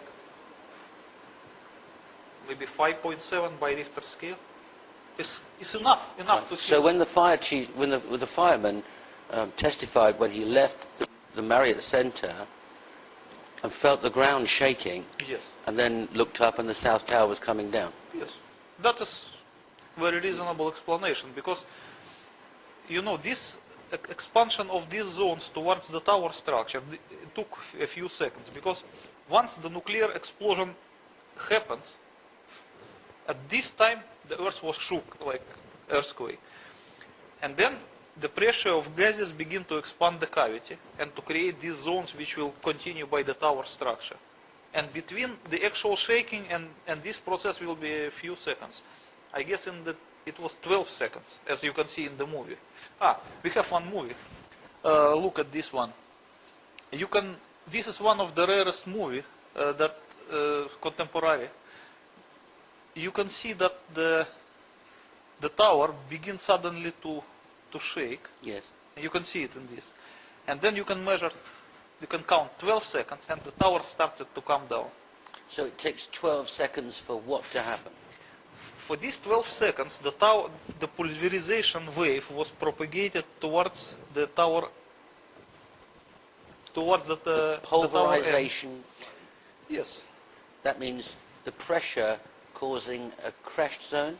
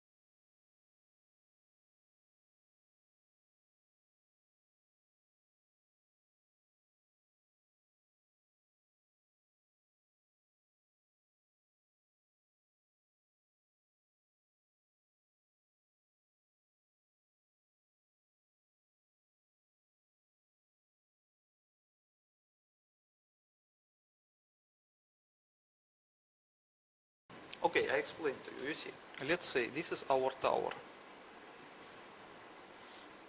And this is the Earth's surface. Our nuclear charge is here. The first, it will create a primary size of the cavity. In result, it will be because of the disappearance of the rock. It will be evaporated. And then the pressure of the gases, which is a former rock, will try to expand the cavity. So it will expand the cavity a little bit. And then the next area will be already compressed by this process. So it will create the three zones. The outer one is a damaged zone. This is the border of damaged zone. And this is the border of crushed zone. And this is the border of the cavity. And all of them will expand, mostly to this direction.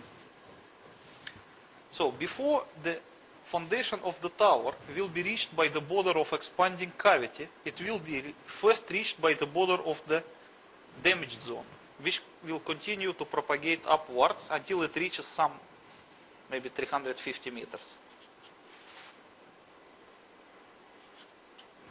Okay? And then it will be followed by the border of the crushed zone, which will continue the same way until it reaches maybe 300 meters. And only then it will be reached by the end of the expanding cavity. So in this process, as you can see, the first tower will be damaged into small pieces until 350 meters. And immediately it will be also pulverized up to 300 meters. So this will be dust, complete microscopic dust.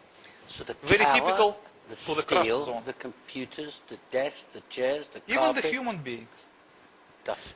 Everything will be just transformed to complete microscopic dust. And this area will be damaged into small debris. And because the tower was above 400 meters, this part will be still undamaged, means solid and heavy. So by the gravitational forces, it will, in the next second, it will just press down.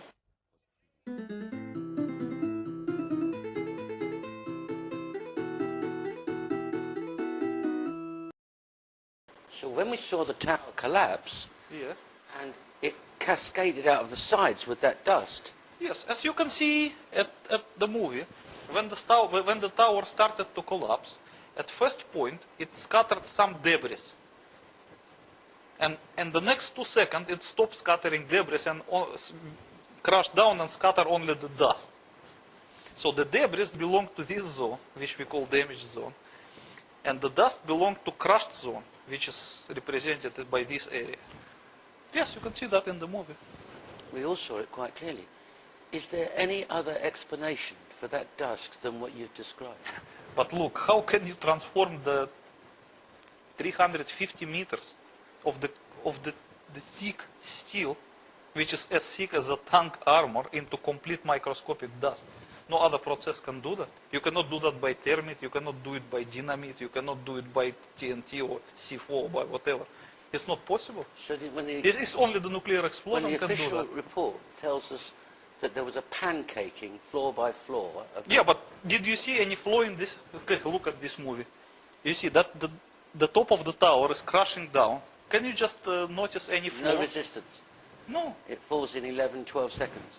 Yes, it's almost the speed of free fall. It's not almost, it is speed of free fall, because this part of the tower was such a fine dust, which is nothing different than the air.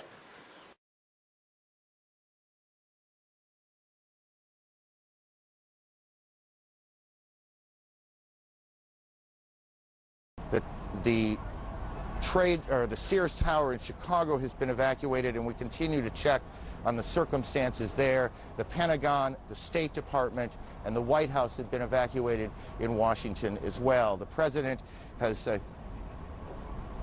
we can show you now what happened just a few moments ago at the Trade Center. Watch the building to the left.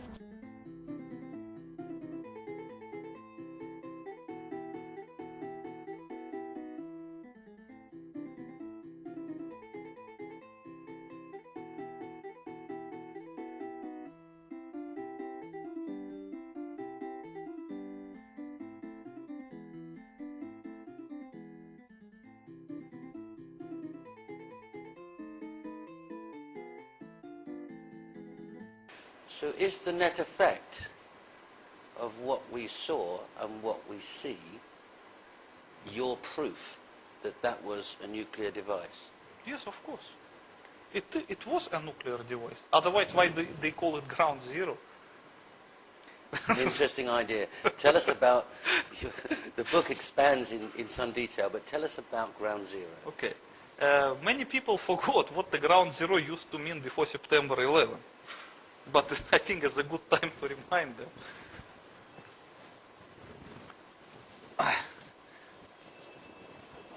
I had one of the biggest pre-September 11 dictionaries. Webster's unabridged.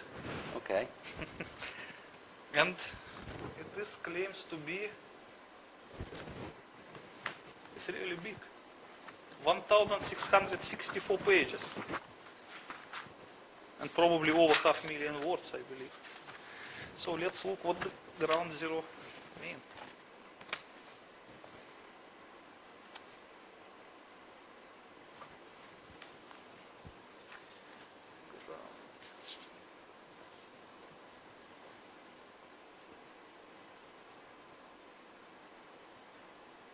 No, this is the one.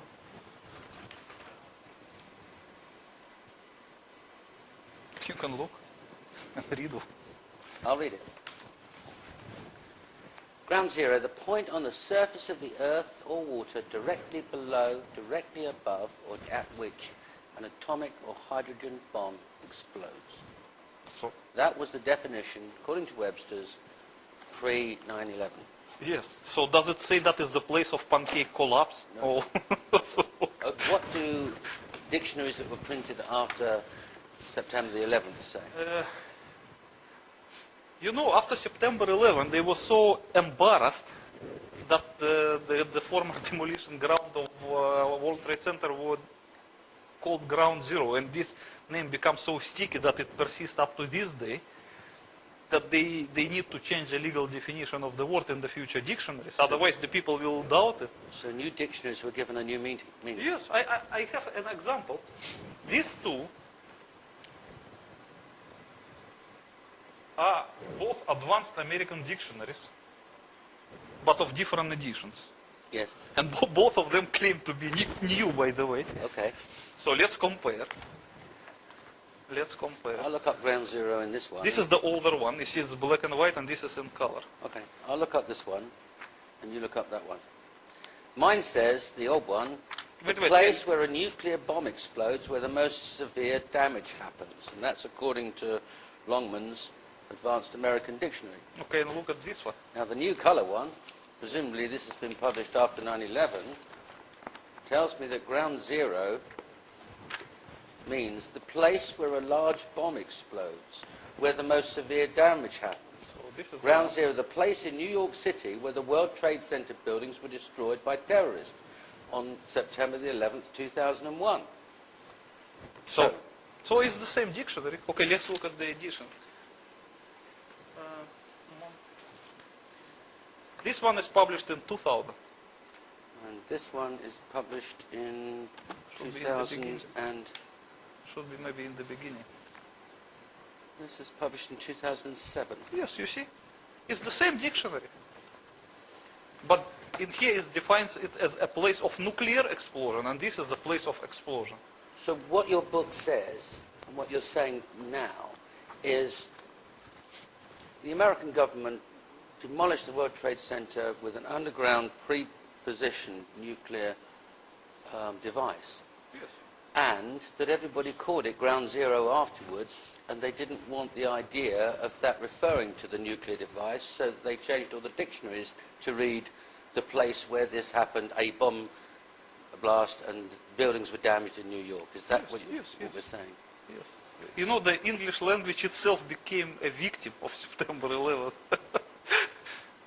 They have to reprint the dictionaries. And not only this, they reprinted a lot of other dictionaries as well.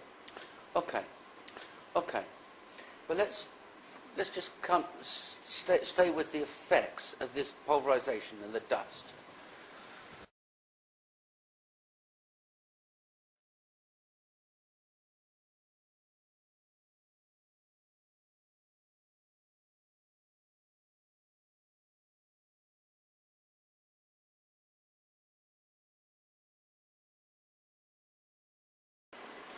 Dimitri, this dust, this pulverized dust, is it radioactive? You are talking about the dust which the tower was... That covered Manhattan? No, it is not. Okay, I will try to explain it to you. Many people, they believe that because the nuclear explosion on the World Trade Center was nuclear, then this dust should be radioactive as like a radioactive dust.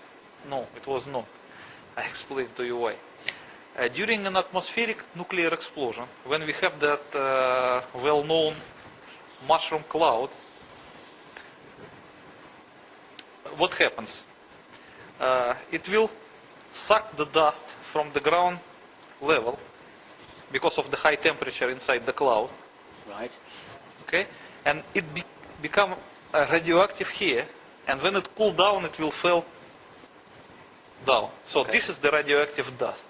But there was nothing like this here, because all the radioactive materials were concentrated inside the cavity, and this dust was just compressed by the pressure wave, so it should not be radioactive, because this was not involved with any radioactivity. It was harmful, of course, for the health when you inhale it, because it was a microscopic materials. But it's just a mechanical damage. It will not cause you anything like the radioactive poisoning, radiation poisoning.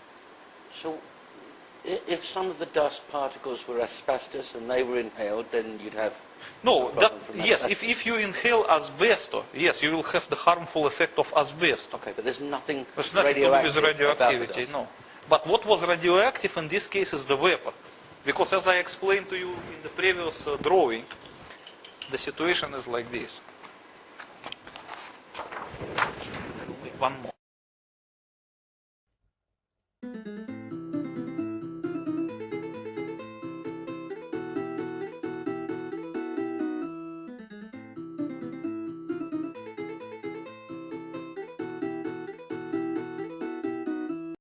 When we talk about the so-called safe distance for detonating 150 kiloton nuclear charge, it was 500 meters.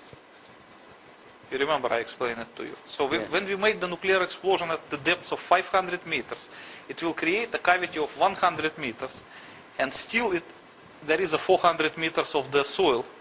To filter. Yes, so when the radioactive gases will try to reach the surface by the crevices of the rock or whatever, they will be filtered on the way. And the thickness of filter will be like 400 meters at least. So it will tremendously decrease the radioactivity. But in the case of the World Trade Center was another story, because the tower was only 27 meters below surface, and the position of the charge was another 50 meters. So from here to here is 77 meters. And 50 meters, or even a little bit more than 50 meters, was occupied by the cavity.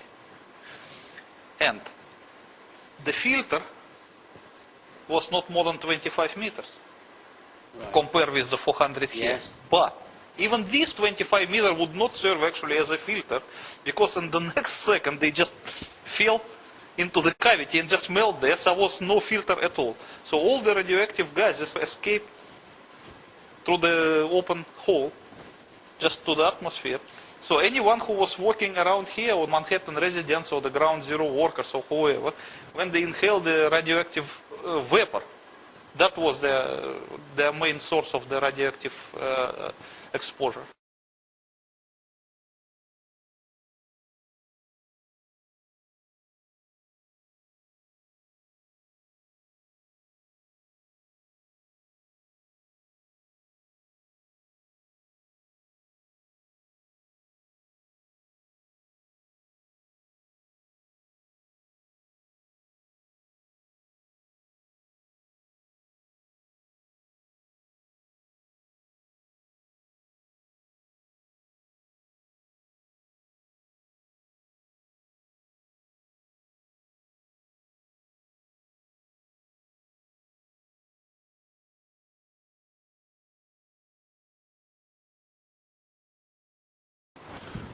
Okay. Before we go on to talk about the medical impact, Yes. Let's just stay on this shockwave that's shot through the building, pulverizing steel, human beings, desks, computers, carpet, photographs, everything in the way, and turning it into what resembles just microscopic dust, flying all over Manhattan and flying into the cavity. Yes, but very little percentage went to the cavity. Probably maybe 85 was just scattered around Manhattan. Right. And the minor part went And the down. composition of that dust is either concrete or steel, or it's just terribly fine. No, it was not like a plasma. Of course, you can distinguish the structure of actual material. And the various commissions, especially independent ones, who studied the samples of dust, Yes. found that the dust was represented mostly by the steel, fine grounded steel, because the major part of the tower was a steel. The concrete was very little compared to the steel. 200,000 tons of steel. Yes. And you know that concrete, compare the volume of concrete used in the tower's construction was negligible compared to the volume of steel, because concrete was used only in the thin slabs of the floors, and nothing else than that. Okay, So that's why the most part of the dust was represented by steel dust, while some minor part was also a furniture dust, carpet dust, concrete dust, and of course a human being dust, because human beings were reduced to the same state. You have 210-story office buildings. You don't find a desk. You don't find a chair. You don't find a telephone, a computer. The biggest piece of a telephone I found was half of the keypad, and it was about this big. The building collapsed to dust. Okay, just before we move on, the cavity at this point is still an enormous temperature. Yes. Thousands of degrees of Celsius. Thousands of degrees. It should be 8,000 and more than that. And that would take a long time to cool down. Yes, completely cool down with 150 kiloton, it will take at least 1 year.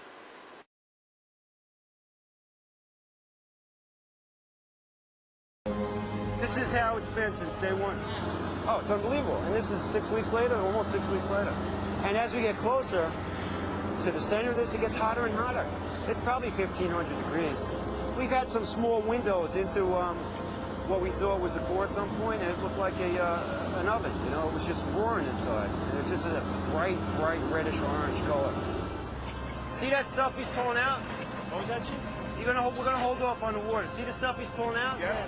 It's red hot. If we hit it too much steam, you won't be able to see what he's doing. Great. So 3 months later, finding molten steel in the debris doesn't surprise you in the least. No. It's perfectly understandable. In fact, in your book, you say that the only explanation for molten steel 3 months later being in the debris is the heat generated from this blast. Yes. Because you can't sustain this kind of temperature for 3 months. Sure. And you discredit the suggestion that it might be a thermite device. Of course, because that so-called thermite theory is just one of the conspiracy theory born out of desperation. Because people, they cannot find the logical explanation why that steel tower collapsed. Of course, they cannot believe that it was made by kerosene, and they cannot believe that it was made by ordinary explosive because of the high temperatures. That's why they arrived to the conclusion that it was thermite. But the thermite cannot sustain that temperature for 3 months. You can see that as in the event of electric welding, that is the thermite. So how long it can be hot? 15 minutes? Not more than that. Okay. And also, the thermite cannot reduce steel to dust. It can melt it. Okay. Now we've got a report. I've got it here, the 9/11 Commission report. And there must be on the Commission staff experts. And there must be, America has its own experts, but there must be experts that have looked at the same evidence that you've looked at with similar experience to you and said to themselves, that can only be one thing. it can only be a nuclear device. Yes. Because Russia's not on its own in understanding crash zones and damage zones. Americans understand them too. Of course. So they know exactly what's going on in Manhattan, and they know exactly what brought down the towers. Yes. But why aren't those people saying, just a minute, you know, this commission report's rubbish. It wasn't planes that brought the towers down, it was a thermonuclear device. Okay, when we talk about public disbelief in September 11 Commission ravings, that is understandable, because more than 75% of public, maybe perhaps more than 75% of public, do not want to believe the September 11 Commission. But to reconcile oneself with the idea that it was a nuclear device is not so easy, because it's just a psychological problem. Not many people they can believe that the American government is capable of demolishing the buildings in the middle of the city by the nuclear explosion. It's just difficult to believe. It's just a psychological problem. Well, I would understand that. But what about that secret? I mean, are these very learned and very eminent men, Lee H. Hamilton, Thomas H. Keane, Richard Benveniste, Bob Kerry, Fred Fielding, these are senior partners in law firms, these are presidents of universities, these are patricians of note who have signed a report saying this is what's happened. Are you suggesting they're all misled? No, they are not.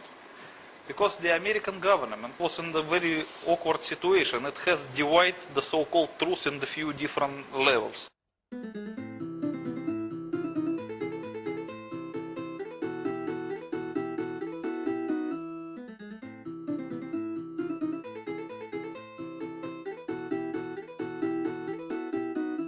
But what about that secret? I mean, are these very learned and very eminent men, Lee H. Hamilton, Thomas H. Keane, Richard Benveniste, Bob Kerry, Fred Fielding, these are senior partners in law firms, these are presidents of universities, these are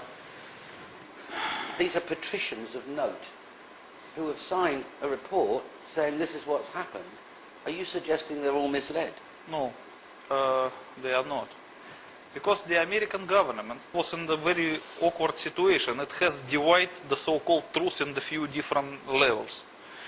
So, let's say that the real truth is known only for a few people in America. And a little bit lower level is known to different, like, commission members and so on. And it was explained to them that the tower were actually demolished by the nuclear devices that belong to Osama bin Laden. Because otherwise they cannot explain many things. They cannot explain the radiation effect, the ground zero name, and all building 7 collapse, which was not hit by the plane. So they have to produce some other kind of truth, in the quotation mark, for this kind of commissioners. And for them it was produced the second truth, which says that all 3 buildings of the World Trade Center, the Twin Towers and the Building 7, were demolished by so-called mini nukes, the portable nuclear suitcases, Soviet-made, which were obtained by Osama bin Laden from Ukraine.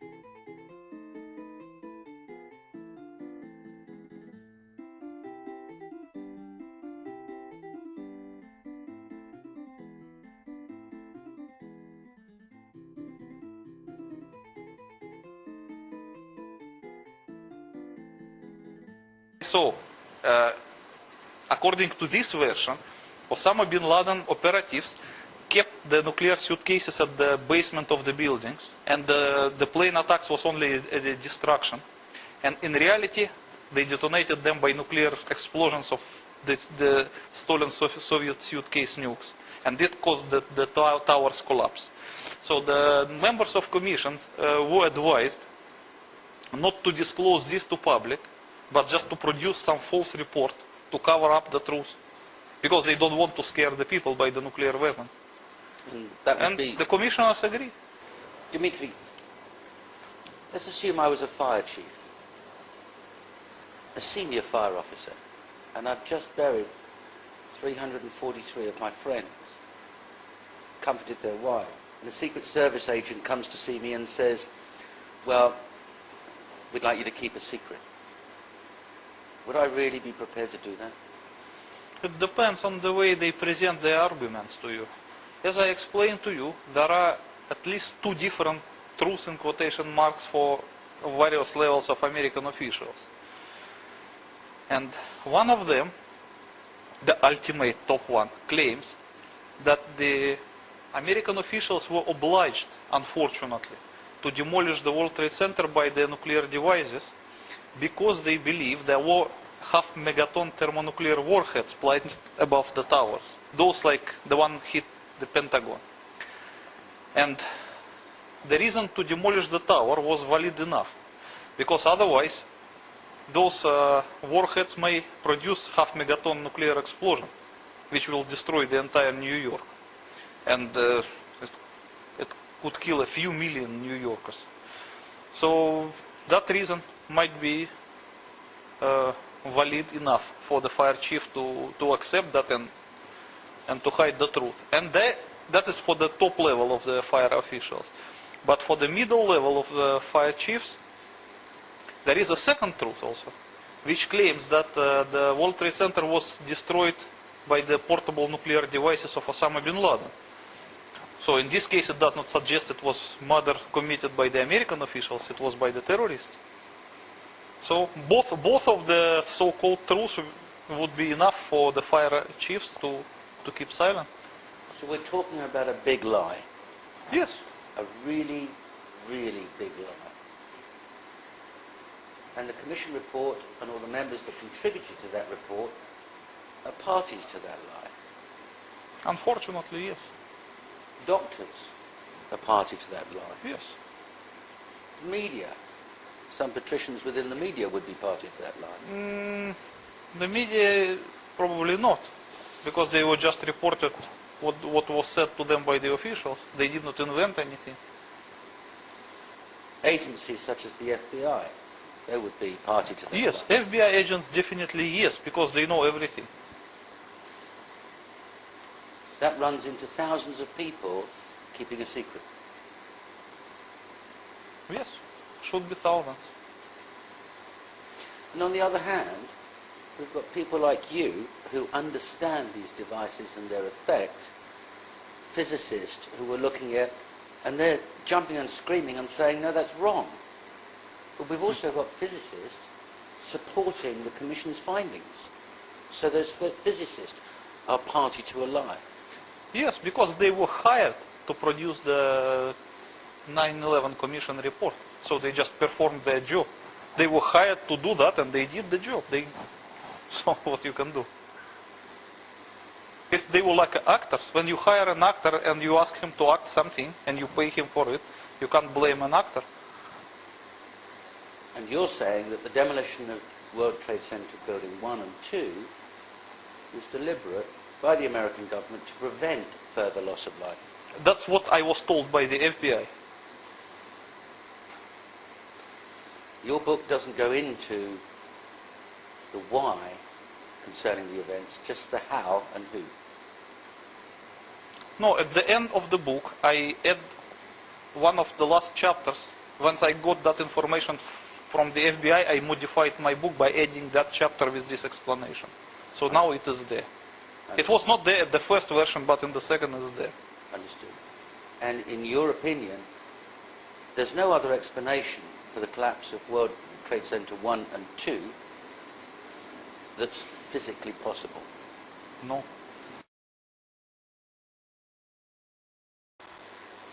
So when we have people sifting through the dust and the wreckage and finding no carpet, no human bodies, no steel, no furniture, not even a mouse, that material was shipped away abroad to avoid further examination. Yes. Because they don't want the ordinary people know what is this. And it's understandable. Look, if you were and one of the involved members of the US government, and you are the one who pressed the red button to produce 3 thermonuclear explosions, 150 kiloton each in the middle of the populated city, and after that you send also the ground zero responders to work there without any protection. So you have no chance. You have to hide the truth until the end. And the free fall speed of World Trade Center building 1 and 2 is because there's only dust holding it up, so there's no resistance, and that's why it falls within a 12-second period. Yes, because the dusty structure of the tower, after it was pulverized by the crust zone, it was so fine. It's like microscopic dust. It does not produce any resistance at all. Okay, what about World Trade Center 7? Oh, the World Trade Center 7 is another story, because it was demolished by the same means, but it was not hit by any plane. So it was difficult to explain its collapse. That's why this... That's so difficult that the 9/11 Commission report completely omitted it. Yes, because they have nothing to say. How they can explain it? How do you explain it, Dimitri? Okay, I will explain. First of all, let's look at one of the available movies showing the collapse. It collapses in 6.7 seconds, straight down on its own footprint. Yes, almost with the speed of free fall, Yeah. exactly as the Twin Towers did. In a cloud of dust. Yes, you can see it. Yes. You can see even the delaying dust from the top, but the mechanic of collapse looks a little bit different compared to the World Trade Center Twin Towers. The difference is like this. As I explained before,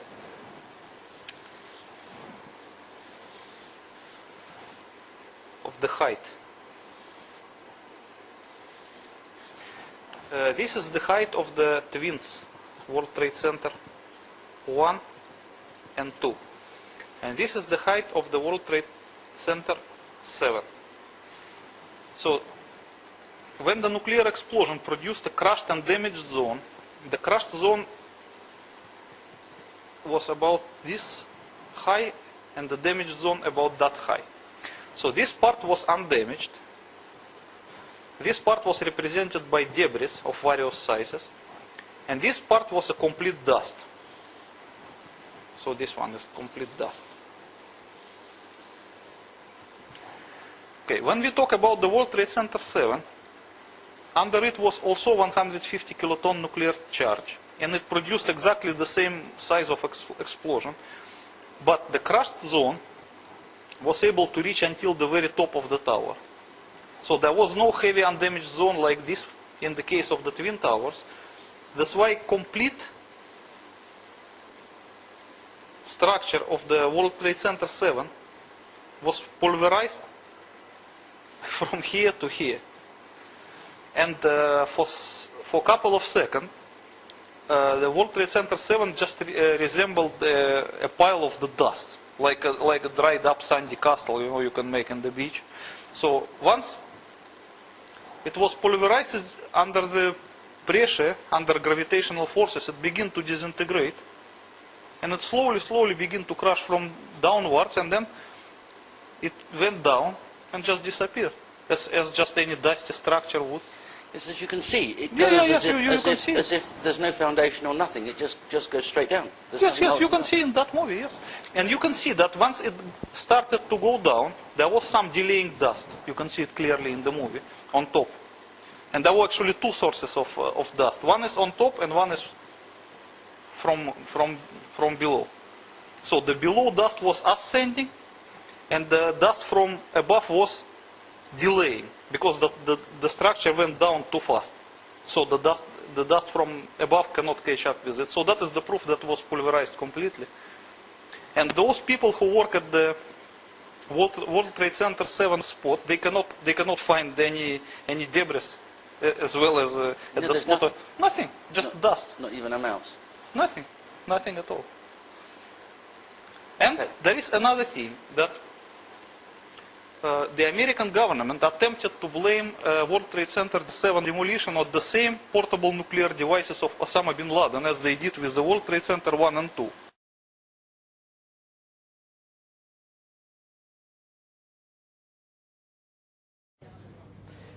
We'll leave it there for the moment. We've got some news just coming in, actually, that the Salomon Brothers building in New York, right in the heart of Manhattan, has also collapsed. This does fit in with a warning from the British Foreign Office a couple of hours ago to British citizens that there is a real risk. Let me get the exact words. The British Foreign Office, the Foreign Department of the British government, said there was a strong risk of further atrocities in the United States. And it does seem as if there now is another one with the Salomon Brothers building collapsing. We've got no word yet on casualties. One assumes that the building would have been virtually deserted. Whether this latest collapse is going to influence the president, who we heard about a few moments ago, was expected to be heading from Nebraska back to Washington, we don't know.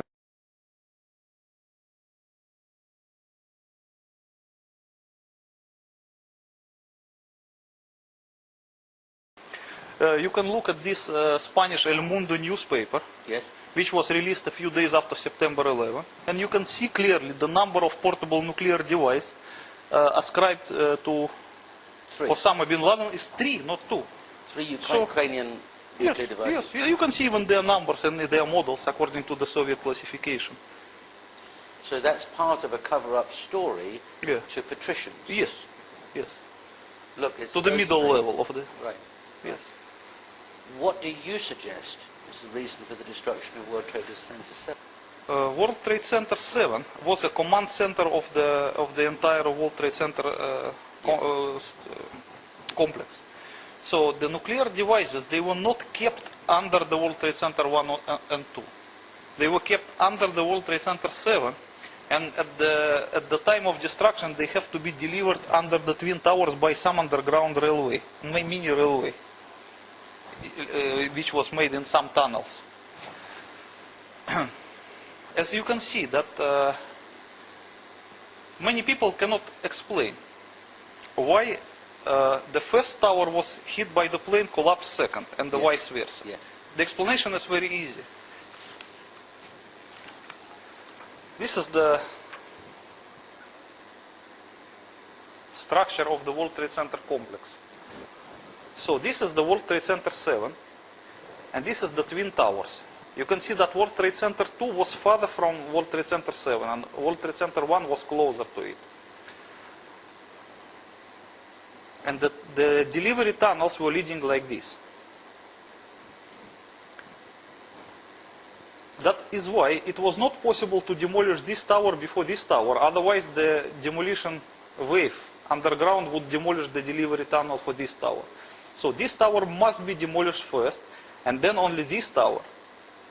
And after that, the people who demolished these twin towers, they have no choice than to demolish the World Trade Center 7 as well, because otherwise the inquiry will find out all of this stuff.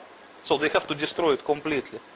So luckily, the World Trade Center 7 was scheduled to be demolished by the same way, so they have the 3 nuclear devices actually. So they just used the third one to demolish it and to hide the evidence completely. And then they have no problem in explaining it.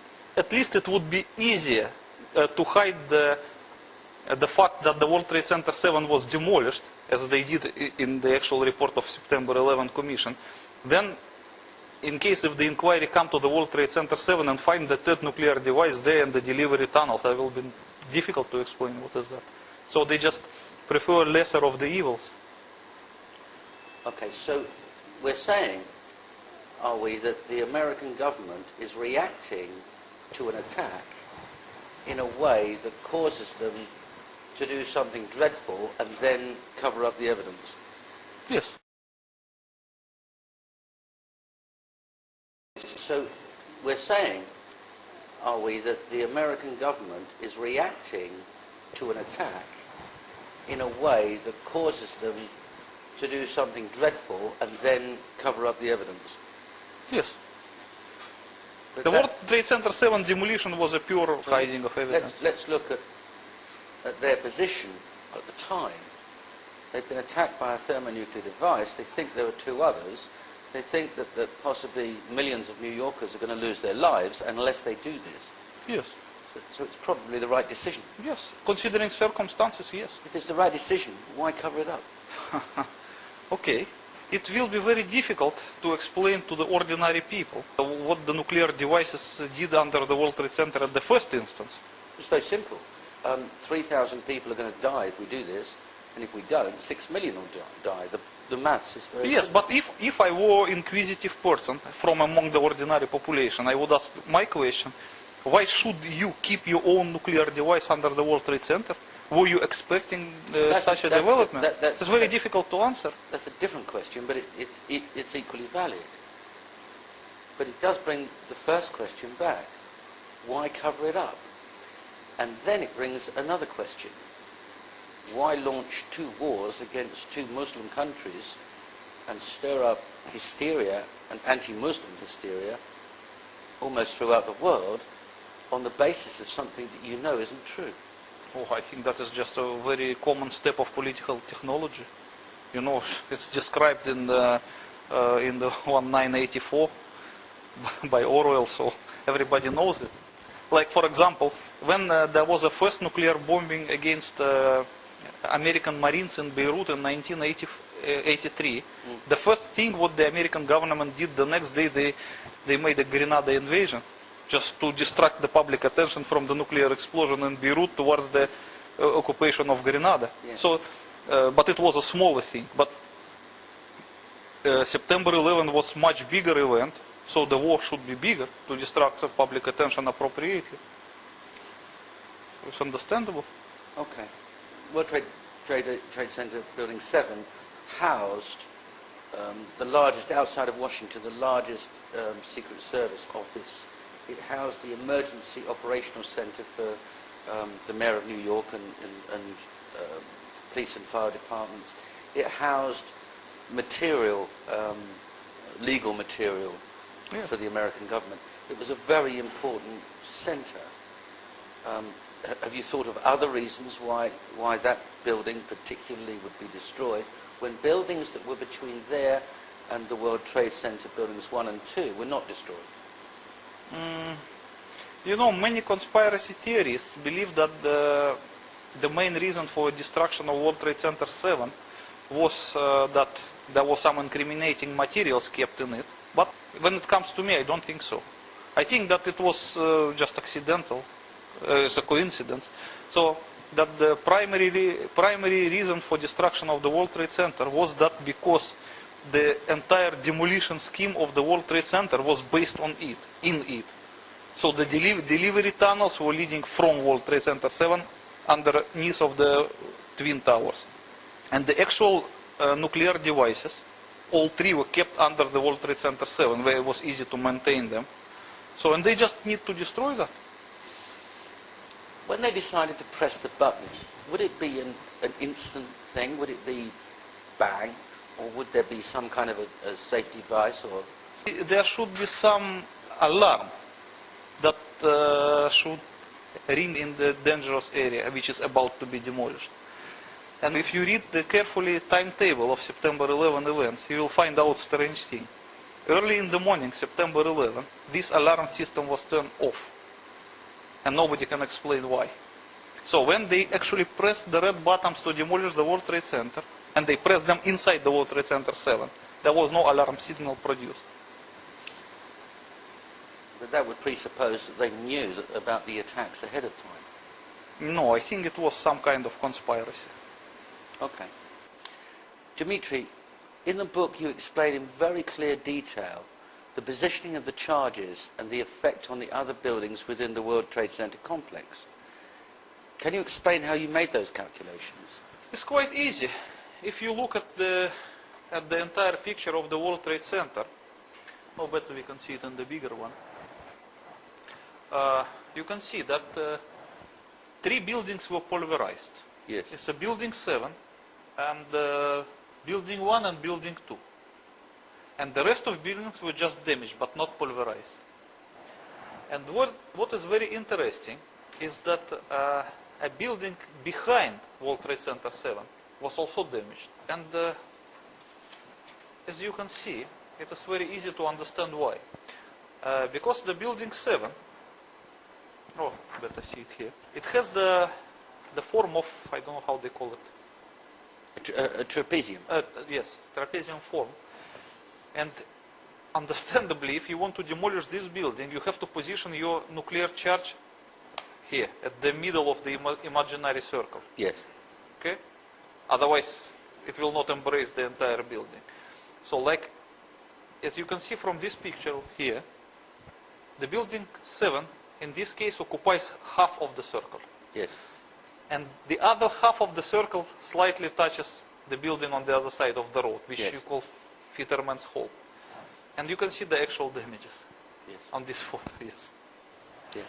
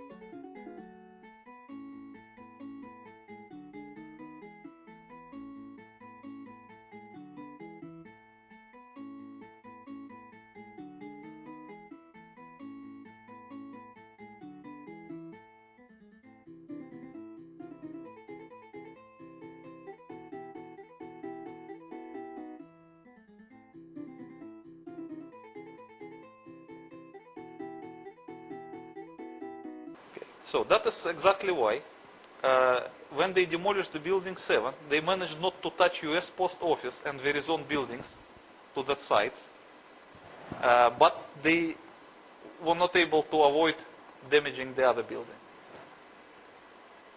I see. And in the same picture just below, we see that you've positioned where the charges were on 1 and 2. Yes. Because they weren't directly under the towers, no, were they? They were a little bit, the actual hypocenters of explosions, they were not exactly in the middle of the tower's footprints, but a little bit away from it. That's why there was some surviving corner, as you can see in these pictures. I make it in green. And there, I think there are also photographs. Yeah, I will show it to you. But I have to ask you, Dimitri, Like this how one were you of the able to most- calculate that it wasn't in the center? It is quite easy to calculate. As you can see that this photograph is one of the surviving corner. So let me fully understand this. What you're saying is, there's the tower. Yes. The explosion's slightly off center, so the effect running up the tower I better make a is drawing. also slightly so off-center. it will be easy to understand if I draw it.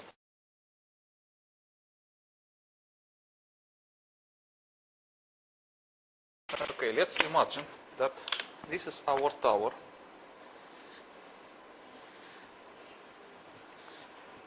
And the position of the charge is exactly at the middle. Yes. So the damaged and crushed zone will propagate more or less equally. Yes. Okay, but if the tower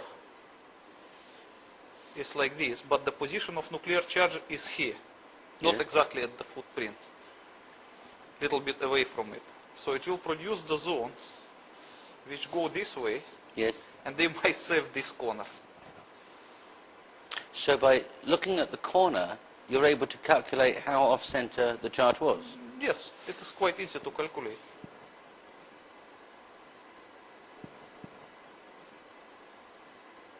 Well, can I ask you then, what happens to the blast wave when it gets to the surface and hits the atmosphere? It can't be called blast wave, we would better call it crushing wave. Crushing wave. It will just pulverize everything on its way. So it will pulverize the part of the tower and also part of the remaining of surface here. Yes. But what happens when it hits the air? Nothing. Because it's like compression wave. It will not. So it's compressing only where it meets resistance. Yes. And pulverizing anything that resists. And if Apparently it gets into the air, then so it's just right. air. Right. I understand. I understand. So you were able to look at the damage and calculate exactly where the zero box would have been. Yes, it is quite easy to calculate if you look at this picture. This one is an aerial photograph, and it's a bigger one, and this is official photograph, as you can see. There is a credit of September 23. You can clearly see that hypocenters were here, here, and here. Oh, you can see it in the bigger photograph. It's clear. You can just see it. Okay. And I would say that I was not alone who arrived to this conclusion, because there was one famous French writer. Actually, you can see his drawing here. Yes, yes. Yes. And as you can see that he positioned his charge exactly as the same as in my calculation. And he's in between the twin, one of the twin towers and the Marriott Hotel. Yes. And he positioned it also 50 meters below the ground, the lowest underground foundation of the tower, meaning 77 meters. But his story was slightly different. He was saying that there was a secret nuclear reactor underneath that exploded. Okay. First of all, you have to understand that nuclear reactor cannot explode. It can melt, but it cannot produce the explosion. Neither in the sense of nuclear explosion nor in the sense of ordinary explosion. Because the nuclear reactor is something which it does not contain any explosive thing. It cannot explode. Just walk us through that. A nuclear reactor causes the fission to create heat, to create energy. Yes. Well, isn't that what a nuclear bomb does? No, because nuclear reactor, by the way it is constructed, produces heat which hits the vapor, and the vapor in turn runs some engine which produces electricity. Okay, that is how a nuclear reactor works. And the nuclear reaction in nuclear reactor and nuclear reaction in the nuclear bomb, they are different. And you also need the different quality of material to produce a nuclear explosion in the sense of explosion and the nuclear reaction in the reactor. But this French author who writes so carefully about an underground reactor must know this. And must therefore know that there's no such thing as a nuclear explosion. It is not even by school people, this is elementary knowledge.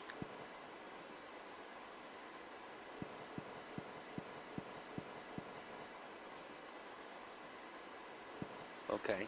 And I guess that there is something wrong in his book, but I don't know what exactly wrong. First of all, why should the US government have a nuclear reactor under the World Trade Center if they have enough electricity supplied to it? It's just ridiculous. It doesn't even make nonsense, does it? Yeah, it doesn't make any sense. First of all, there is no reason for American government to have underground nuclear reactor. Secondly, even if they would have it, why they should keep it secret? because he claimed that it was a clandestine nuclear reactor, which is nonsense. Right. And the third, the nuclear reactor clandestine or what, it cannot explode anyways. So his story doesn't make any sense. But as you can see in his drawing, his alleged nuclear reactor, in quotation mark, was positioned exactly at the right spot, as the real nuclear charge of 150 kiloton was really positioned. Yes. Now, I've only read in your book where you refer to him. I haven't read his book. But it's clear to me that it would make nonsense to put 3 nuclear reactors under 3 different buildings. But that person does not claim about the World Trade Center 7. He limited his claims to 2 nuclear reactors only. The one for the World Trade Center 1 and the other one for the World Trade Center 2. He just avoided mentioning the World Trade Center 7.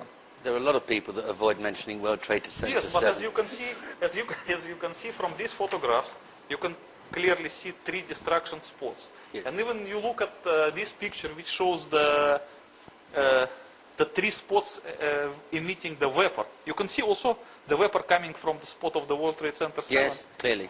Okay, and if you see this report, the article in New Scientist magazine, written by one of the firefighters, he claims that under the World Trade Center 7, there was exactly the same hot spot as under the Twin Towers. So, and the firefighters were obliged to use the same kind of chemicals to deal with the fires. So, this is the proof. The World Trade Center 7 was destroyed by the same way as the Twin Towers did.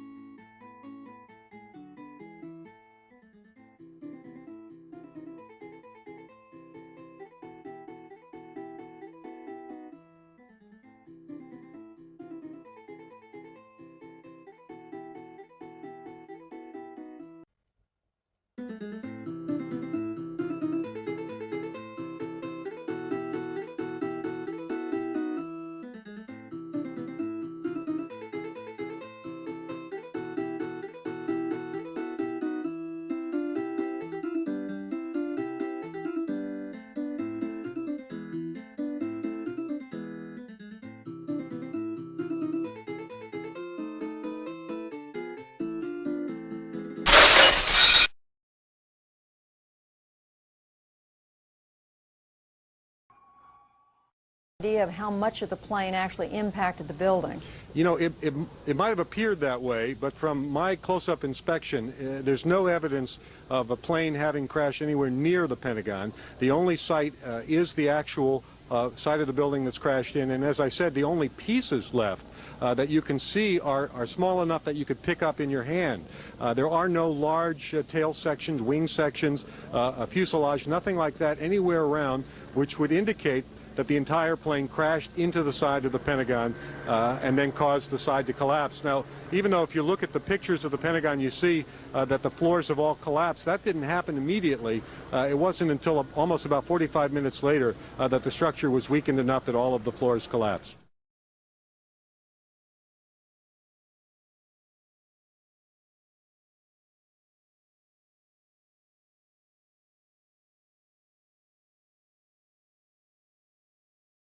At any point during this day, were you just, in a very base way, afraid? There were many times, Miles, that you were afraid. You were worried, especially when I was standing in front of the Pentagon that night, seeing one of our fortresses pried open by a missile airplane.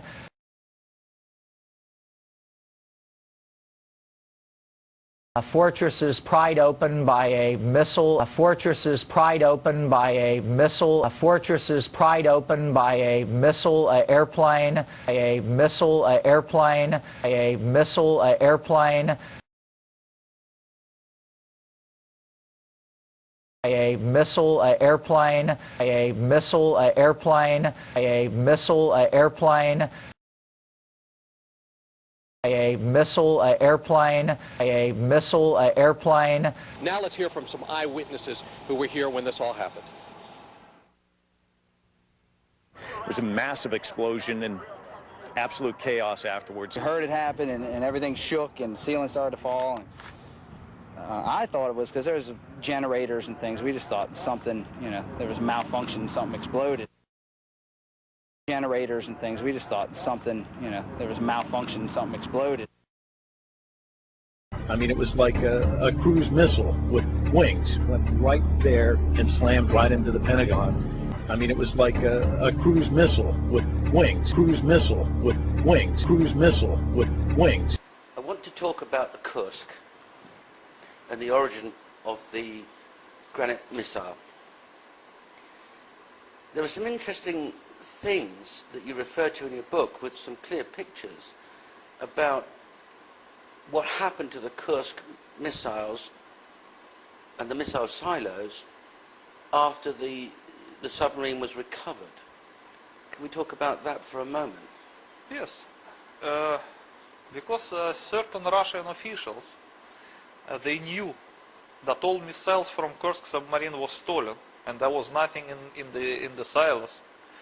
And they did not want the recovery workers and the rest of the involved people to know of this fact.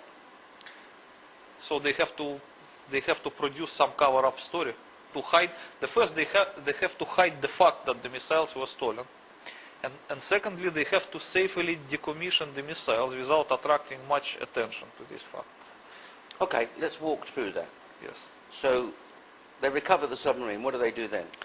Before they recover submarine, they send some special unit of the divers with a strange instruction to fill the empty tubes which are supposed to host the granite missiles with a certain fast setting foam and then seal the lids. What would be the point of fast setting foam? The point was that to hide the non-existence of the missiles, but the official version, of course they have to produce some official version, was that they have to use that foam to prevent missile from, you know, how do you call it? Vibrating? From vibrating inside during the transportation and from damaging them, which is just ridiculous, because the missiles were in the combat position and they were tightly fitted. And they're armor-plated. How can you damage it? Look. You can see at the picture of the Pentagon. Yes. This missile managed to fly about 600 kilometers and penetrate 6 walls of the Pentagon after throwing the generator to the side. Yeah. You're not going to damage them. Yeah, it was not damaged. Okay. So why would it be damaged during the transportation? So they fill the missile tubes with fast-setting foam. Yeah. Then they recovered the submarine. And then they sealed the lids. Okay. And after that, they started the recovery operation. Okay, and then they get the submarine up on the surface? Yes, then they transported it to the port. Okay, and then what did they do? And after that, they continue, because they have to continue with this how they call production. Okay. They decided to cut the entire silos from the body of submarine using the electric welding. They cut the silos out of the submarine? Completely. From the Okay. They just cut them. Okay. As you slice the bread with the knife. And then they transported them to some secure location. Yes. And then allegedly they destroyed the missiles along with their silos without opening them.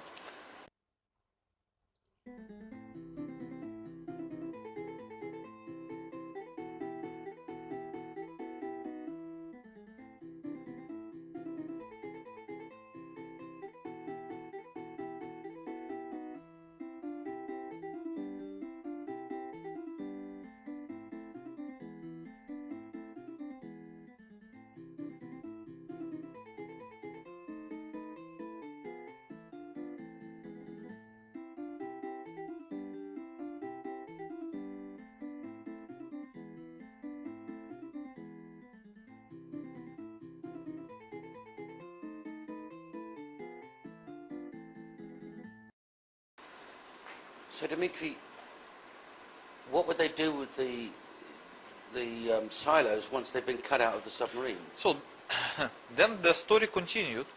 They produced the public story that the missiles were allegedly so badly damaged that the silos cannot be opened because it's too dangerous. Okay. And then they delivered this missile to some remote area, buried them into some trenches, and allegedly destroyed them with ordinary explosives. But if you analyze what they publish in the media, it seems that they were destroyed by the portable nuclear devices, just to make sure that they will be completely destroyed. Because you cannot afford to destroy such things with ordinary explosives, because something will remain. And the people still can find out there were no missiles inside. So they should use some portable nuclear devices like a mini nukes to do the job. And it seems that it was so.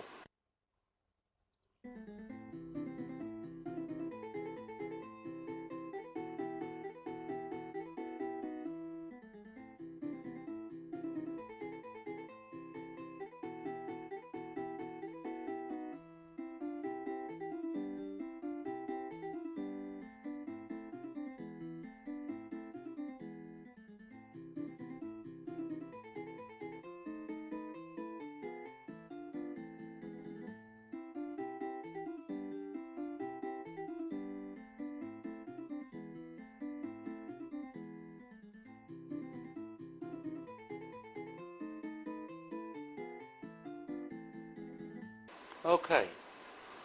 So that means they were completely destroyed. Okay. And nothing remained of them. There's no evidence? Yes, because you know, when you use the portable nuclear device to destroy a missile, there will be nothing remain.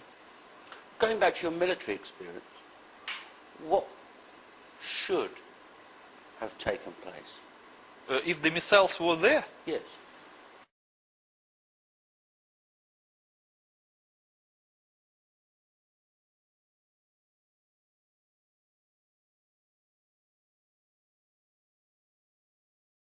Okay. So that means they were completely destroyed. Okay. And nothing remained of them. There's no evidence? Yes, because you know, when you use the portable nuclear device to destroy a missile, there will be nothing remain. Going back to your military experience, what should have taken place? If the missiles were there? Yes. They should bring the submarine back. Then they should create a commission which will consist of the constructor of the missiles, and the constructor of the warheads, yes, the producer, and the people from the 12th Chief Directorate who are specialists in the maintaining of nuclear warheads and yes, in the registrar, and the people from the North Fleet who are specialists in the actual missiles, yes, a part of the warhead, and also some commanders of submarine which are of the same class of the Kursk. Yes. And this commission have to study the things and evaluate what can be done. So this is then a they committee. have to produce report. This is a full committee of Yes. important people. Yes. Because this is an important matter. Of course. 22 thermonuclear warheads. And missiles also. And missiles. Yes. Okay. And what would that commission do? They would appoint some people to get the missile and to bring them to some location where they can study them. Yes. And to evaluate the situation, and then to produce the report what they recommend to do next. Yes. And depend on the condition of the missile, they may recommend just to clean them and put back to commission, or to disassemble them. It just depends on the actual situation. The commission may decide depending on what happened with the missiles. Presumably the component parts of a thermonuclear warhead are valuable. Of course, because they contain a very expensive nuclear materials. How expensive? Oh. The problem is that because they don't sell it at a market price, there is no market price. But still, I guess that a kilogram of weapon-grade uranium should be, I don't know, maybe over $100,000 US. And a kilogram of plutonium, which is even more expensive, is probably 10 times as much. And these are... And there should be at least 20 kilogram of plutonium used in each warhead. So 22 warheads and 20 kilogram of plutonium, you can make your calculation. As in many millions of dollars. Okay, so weapons-grade plutonium and Uranium. weapons-grade uranium, Yeah. is an extremely valuable item, but it's also an item, presumably in Russia, which is carefully controlled. Of course. Because it's a weapon-grade material, they're afraid that such a thing can go to some country which is supposed not to possess it, and that they can produce the nuclear weapons. They have to observe the non-proliferation treaty. So and they're afraid of terrorists also. Sure. So there are clear, designated control factors that have to be observed within Russia. Of course, and besides of all, you know that the weapon-grade uranium, even though you don't really need to be used as a weapon, you can still use it for diluting the other uranium to produce reactor-quality uranium. Right. And so you can always find use of it. So you're never in your wildest dreams throw it away? No. Why should you? It's like a gold. It's more expensive than gold. Why should you throw the gold? Have you any experience in your time in the 12th Directorate of ever this kind of material being thrown away before? Look, I was not particularly the specialist in the nuclear materials. As I told you, my specialty is a little bit different, but I can confirm for you that is for sure not. Okay. When some nuclear warhead is to be decommissioned, the material from it will be in the most of the cases, this warhead will be simply remade into something newer. So the material will come out and turn into something else? Probably it will be just used in the next warhead, in the next generation of warheads. Okay. Or, if they don't want to use it in the warhead, they will just keep it as a material for the next use, or they may also use it in diluting the natural uranium to produce the reactor quality of uranium. I mean, they will always find use of it. But they were not going to leave it round by the bike sheds, you know, to get round to when they want to. It's going to be carefully stored in a careful... Of course. It's a tightly controlled material. Okay. So your only explanation for the destruction of the missile and the warheads coming from the Kursk is that they weren't there, and that's why they were destroyed, to hide the evidence? Yes. Because, of course, it would be embarrassing for the rest of the world to be aware that the Russians had misplaced 20 missiles. 22. 22 missiles. Well, 21. We know where one of them is. Yes. Okay. And some American officials believed that 2 of them were used, the warheads used in the planes that hit the World Trade Center. So that we can argue whether the terrorists still have 19 or 21. But no one will ever know, because if they were, they would turn to dust. Okay, so that's... got to be the cause of some discussion between the American government and the Russian government. Yeah, of course. Backwards and forwards. And definitely it was. And there's no question in your mind that the destruction of the missiles and the warheads from the Kursk is a deliberate act to hide the fact that those missiles are no longer there. Yes. And you are saying to the rest of the world in your book and here that there are 21 missiles unaccounted for. 22 minus 1. Yeah. Yes. The one fired into Pentagon. Each with a thermonuclear warhead. Of half megaton. Of 500 megatons. 500 kiloton or half megaton. Okay. A 500 kiloton warhead detonated in the middle of London. What would that do? It depends on how high will be the altitude. If, let's say, the altitude will be a half kilometer, it will just destroy the entire London, I guess. If on the ground level, maybe a little bit less, maybe 70%. But the most of London will be destroyed in any case. Let me it will be like a big Hiroshima, 20 times as much. Let me be absolutely clear on what you're saying and what you've said in the book. This material is unaccounted for. This is the evidence. Here is the book detailing who did it, what happened, and everything else. This is my evidence. This is my testimony. Prepared to go to court. I've been to the American... I've given you the book to the American Embassy. I've given it to the French Embassy, all the information. Yes. And the American Embassy, just help me with this, haven't come back to you and said, can you tell us about this? No. Because they already know. They haven't come to you and said, is there anything that you can tell us that will help us to find out where these other missiles are? No, definitely not. Even if they thought you were stark raving mad, and I'm sure that they don't, why wouldn't they come to you and say, can you help us with these? I was surprised either. But it seems that they are satisfied with what they know. That could only bring one explanation. No, actually there could be two different explanations. One is that they are satisfied with what they know. And the second thing, that the high-ranking officials just told to those low-ranking who talked to me not to talk anything about this and just forget the matter. It might be both.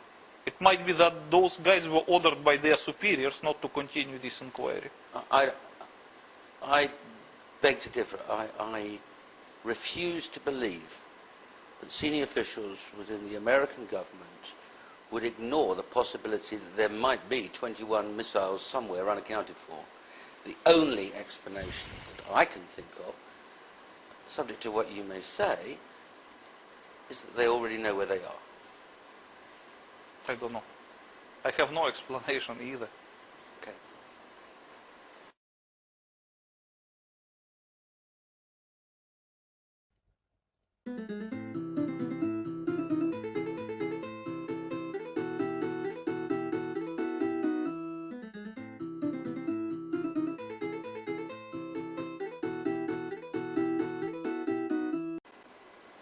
So, Dimitri, the public perception or the layperson's perception of a nuclear explosion is completely different when that nuclear explosion takes place underground. When we were first informed that there's a possibility of a nuclear explosion taking place in Manhattan, we dismissed that as nonsense. That can't happen. There's no mushroom cloud, there's no radiation, there's no destruction. And now, having explained that it's underground, all of the energy and all of the things that we associate with a nuclear explosion take place underground. And it's only an associate effect that causes the demolition of the World Trade Center buildings. Yes, it's probably a psychological problem why the people cannot believe that it was a nuclear event, because they expect to be something as in Hiroshima, burned bodies and burned buildings and a lot of radiation. But in reality, as you can see, it was just an ordinary nuclear explosion underground. So the effects were corresponding, and it is well known to specialists anyway. Well, we've also got the timing issue, because the South Tower's hit at 9:16, the North Tower at 8:46, the Pentagon struck at 9:37, discovered to be a thermonuclear device. At 9:59, the South Tower is collapsed or demolished. So that would be well within the comfort zone of a decision being made and the button being pressed. Yeah. It was quite a short time in between. And then at 10:27, half an hour later, the destruction of the North Tower. So there's a kind of cause and effect to your story. Why? There is a cause and effect. The Pentagon officials look at this thermonuclear warhead, the Doomsday plane takes off, the Cheyenne Mountains are closed behind the Joint Chief of Staff, and a decision is made to demolish the World Trade Center because of the possibility of a thermonuclear device being in the upper floors. Yes. Actually, they didn't consider it as a possibility. They were sure about it. That's at least what the FBI officials told me. They were absolutely certain that there were nuclear devices on planes. As also, you can see from this NBC's Pat Dawson is close to the scene of that attack. Pat? The chief of safety, as I said, chief safety of the fire department of New York City, told me that shortly after 9 o'clock, he had roughly 10 alarms, roughly 200 men in the building trying to effect rescues of some of those civilians who were in there, and that basically he received word of the possibility of a secondary device, that is another bomb going off. He tried to get his men out as quickly as he could, but he said that there was another explosion which took place, and then an hour after the first hit here, with the first crash that took place, he said, there was another explosion that took place in one of the towers here. So obviously, according to his theory, he thinks that there were actually devices that were planted in the building. One of the secondary devices he thinks that took place after the initial impact was, he thinks, may have been on the plane that crashed into one of the towers. The second device he thinks, he speculates, was probably planted in the building. So that's what we have been told by Albert Turry, who is the chief of safety for the New York City Fire Department. He told me that just moments ago. Please listen carefully what that person says. One of the secondary devices he thinks that took place after the initial impact was, he thinks, may have been on the plane that crashed into one of the towers. The second device he thinks, he speculates, was probably planted in the building. Just listen. According to his theory, he thinks that there were actually devices that were planted in the building, planted in the building, planted in the building, planted in the building. One of the secondary devices he thinks that took place after the initial impact was, he thinks, may have been on the plane, may have been on the plane, may have been on the plane, may have been on the plane. He talks about two nuclear devices. And this is the chief of safety for New York Fire Department. He talks about certain devices built in the tower, and another explosive devices were in the planes. May have been on the plane. May have been on the plane. This is the answer. So he confirms that there were devices planted into buildings and devices in the plane. Leading us to only one conclusion. So yes, that is exactly corresponds with what the FBI officials told me.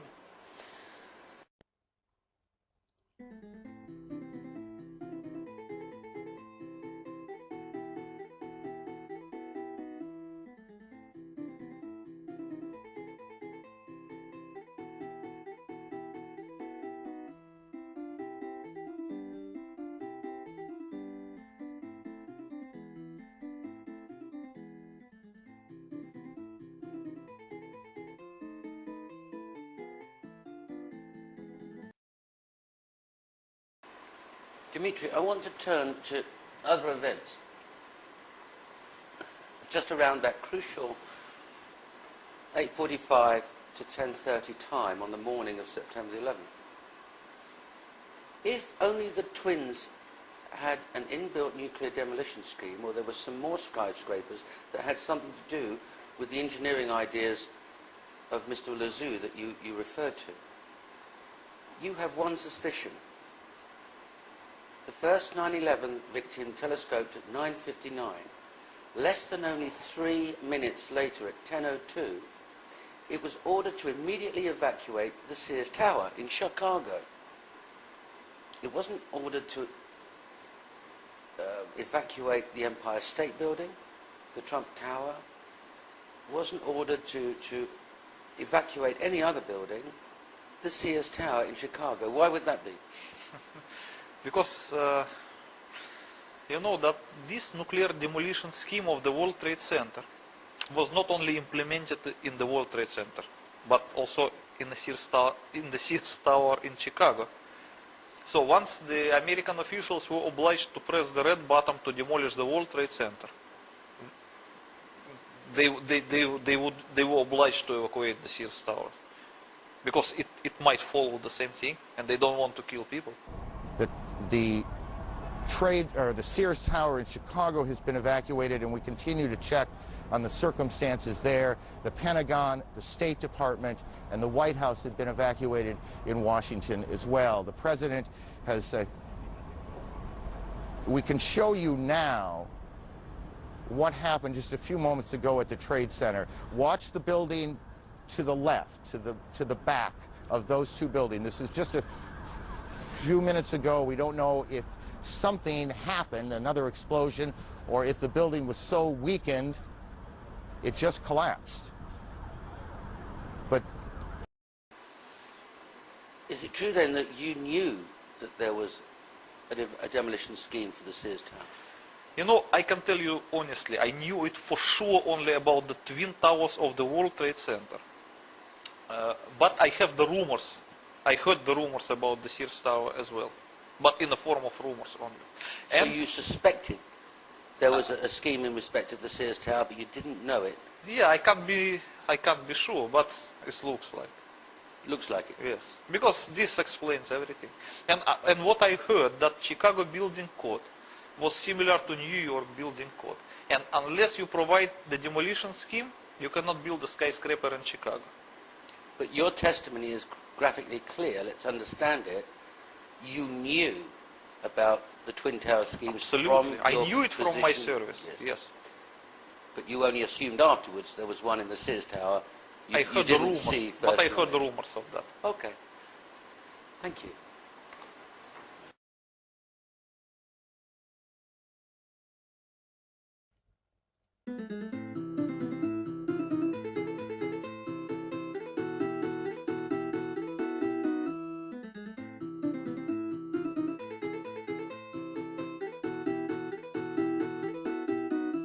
Dimitri, there must have been other governments, the British government particularly, that would have had a clear understanding of what's taken place, because their recorders would have shown a 150 kiloton explosion in Manhattan.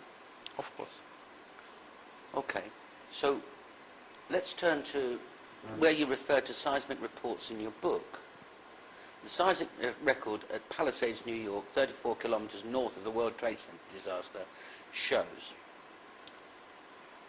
on the Richter scale at exactly 8:46 the impact of the supposedly the first plane, 0.9. The second impact, 0.7. The first collapse, 2.1. The second collapse, 2.3. And the World Trade Center Building 7 collapse at 0.6. Help us with that, because this presumably is an independent authority that would have produced these seismic records. You know, nothing is really independent, especially when it concerns this kind of circumstances. As you can see in this seismogram,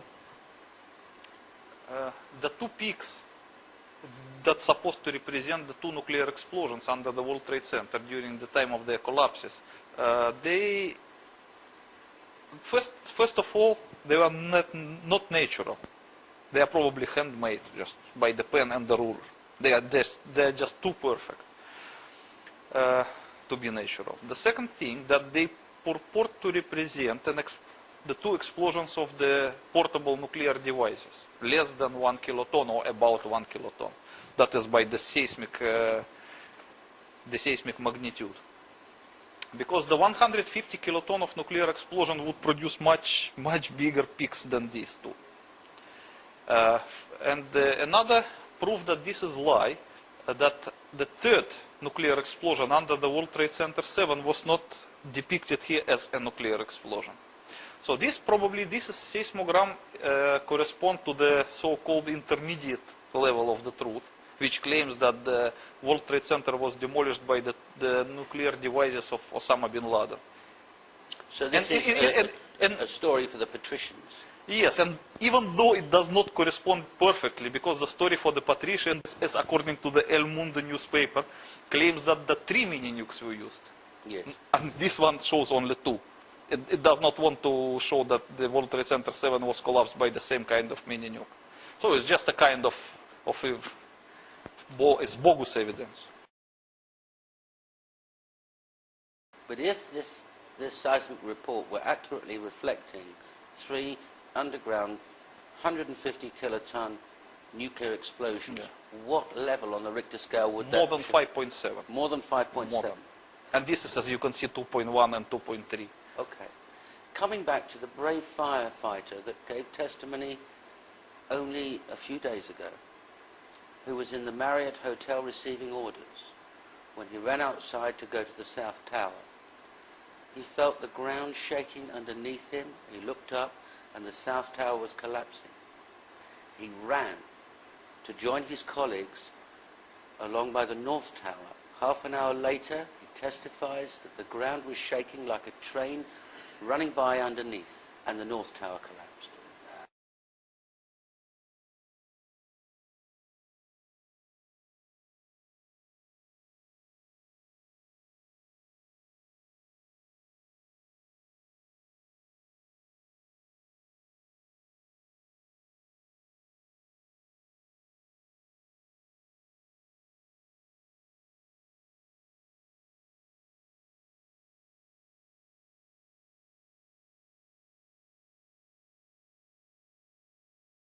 And he escaped with his life, thank God. In the event that a 0.1 kiloton nuclear explosion took place underneath or in the South Tower, and it made, on the Richter scale, an impact of 2.1, would that cause the ground to shake? No. At what level on the Richter scale would the ground shake like a train going past underneath? 5.5 and above. 5.5 and above. Thank you.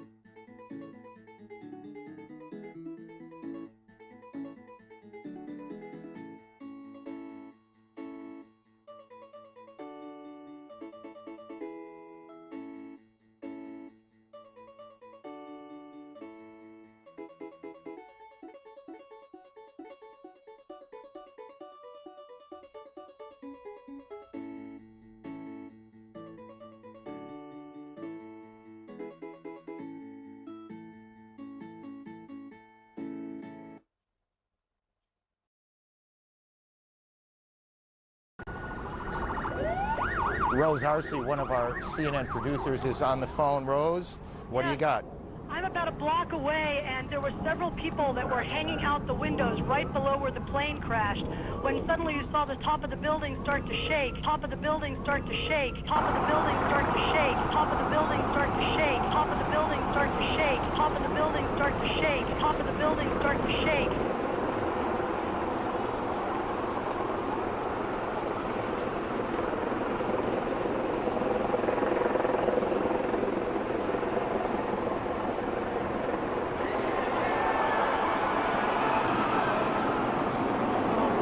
So the impact of what you claim is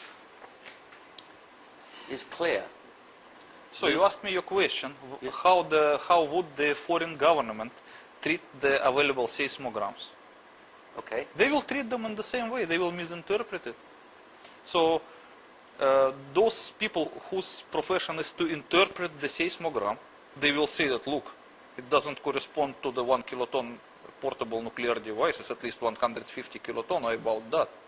So their superiors tell them, well, please, keep shut your mouth, and they will just make the discovery, you know, corresponding the official version of events. That's easy.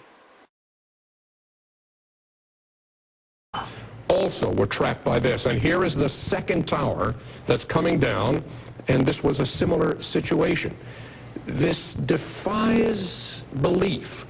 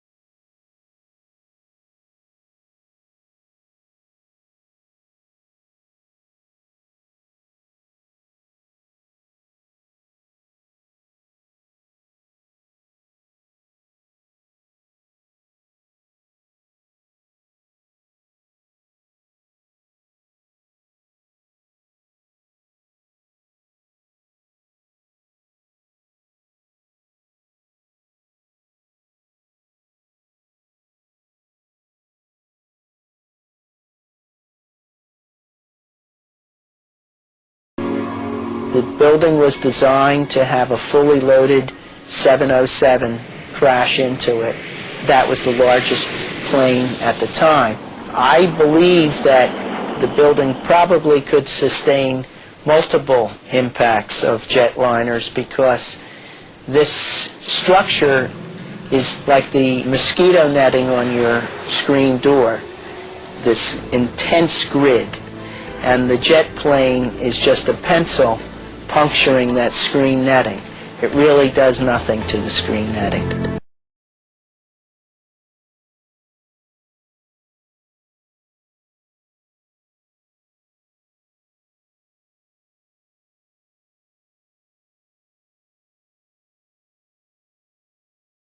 Right now we want to go to our affiliate NYW reporting on this as we speak. The little girl in his arms. Did you see what happened, sir? Did you see what happened? What happened? Well, I was in the PATH train, and there was a huge explosion sound. Everyone came out. A large section of the building is blown out, around like the 80th floor. Was it hit by something, or was it something inside? It was inside. Because it looked out, everything was coming out. No second plane. It was a bomb. Bombed in the building, not second plane. That was a bomb. Who said the second plane? That's what we're told. The second plane, we saw it on television. Everything.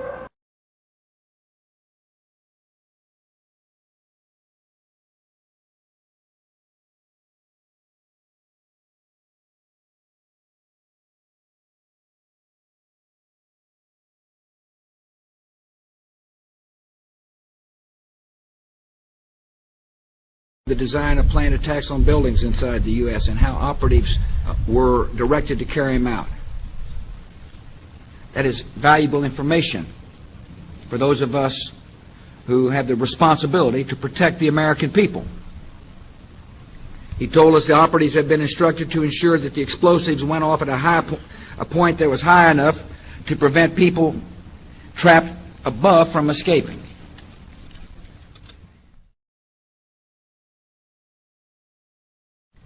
He told us the operatives had been instructed to ensure that the explosives went off at a point that was high enough to prevent people trapped above from escaping. To ensure that the explosives went off at a point that was high enough to prevent people trapped above from escaping.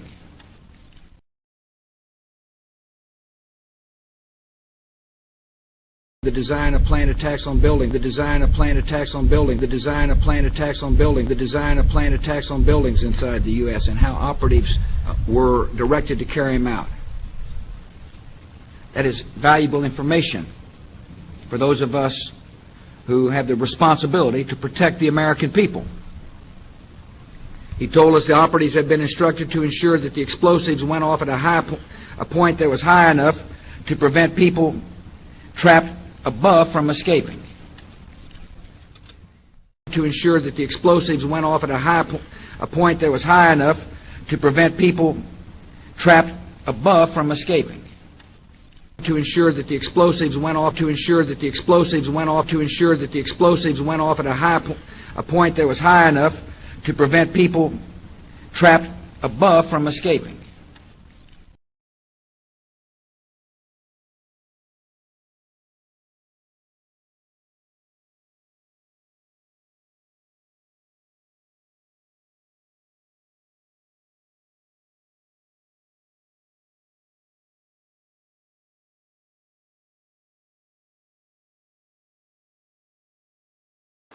Let's deal with another feature of what took place on the morning of September the 11th, and another claim that you make in your book.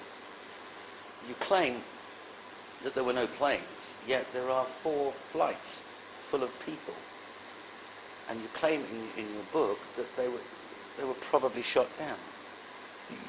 I believe that 2 planes that's supposed to hit the World Trade Center Twin Towers, allegedly, they were just stolen, they were empty, and they were just sunk in some way in Atlantic Ocean, just to hide the evidence.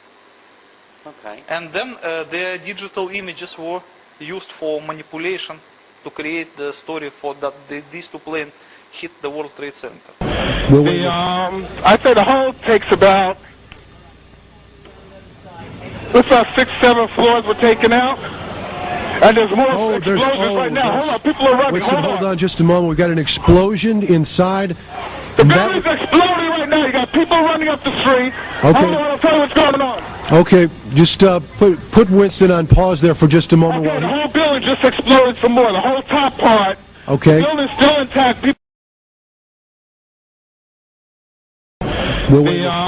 I'd say the whole takes about.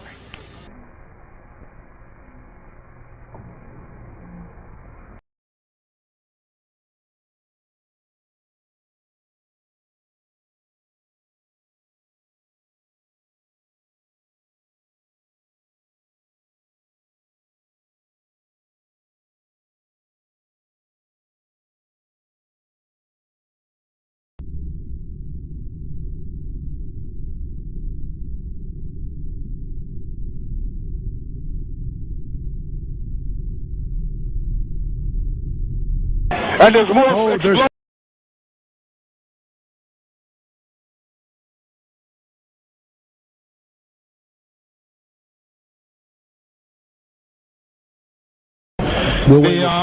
I'd say the whole takes about Looks like 6, 7 floors were taken out. And there's more explosions right now. Hold on, people are running. Wait, hold on just a moment. We got an explosion inside. The building's exploding right now. You got people running up the street. Okay. Hold on, I'll tell you what's going on. Okay, just put Winston on pause there for just a moment. Okay, the whole building just exploded some more. The whole top part. Okay. The building's still intact. Don Daler, ABC's Don Daler, who is on the scene. Don, just give me some description again of what you can see now. What we're seeing, it appears that there is more and more fire and smoke enveloping the very top of the building. And as fire crews are descending on this area, it does not appear that there's any kind of an effort up there yet. Now remember, oh my God. Oh my God. That looks like a second plane. I did not see a plane go in. That just exploded. I did not see a plane go in. That just exploded. I did not see a plane go in. That just exploded. I did not see a plane go in. That just exploded. We just saw another plane coming in from the side. You did. That was out of absolute. Yes, and that's the second explosion. You could see the plane come in just from the right-hand side of the screen. From the right-hand side of the screen. From the right-hand side of the screen. And you could see the plane. You could see the plane come in just from the right-hand side of the screen. From the right-hand side of the screen. From the right-hand side of the screen. From the right-hand side of the screen. We want to share with you what we do know. We're getting scattered information coming in about the planes that have crashed and which planes have crashed where. Here's the latest that we have. American Airlines identified the planes that crashed into the World Trade Center as Flight 11, a Los Angeles-bound jet hijacked after takeoff from Boston, 92 people aboard. That's one of the planes that crashed into the World Trade Center. And also the other plane that crashed into the World Trade Center, American Airlines Flight 77. It was hijacked while carrying 64 people from Washington Dulles Airport to Los Angeles. And United Airlines says that its Flight 93, a Boeing 757 on the way from Newark, New Jersey to San Francisco, crashed about 80 miles southeast of Pittsburgh with 45 people on board. And United Airlines says another of its planes, Flight 175, that was a Boeing 767 bound from Boston to Los Angeles with 65 people on board, also crashed, but United does not say where that plane crashed. The other plane that crashed into the World Trade Center, American Airlines Flight 77. The other plane that crashed into the World Trade Center, American Airlines Flight 77. The other plane that crashed into the World Trade Center, American Airlines Flight 77. And United Airlines says another of its planes, Flight 175, that was a Boeing 767 bound from Boston to Los Angeles with 65 people on board, also crashed, but United does not say where that plane crashed. And United Airlines says another of its planes, Flight 175, that was a Boeing 767 bound from Boston to Los Angeles with 65 people on board, also crashed, but United does not say where that plane crashed. So that is four planes that we are talking about.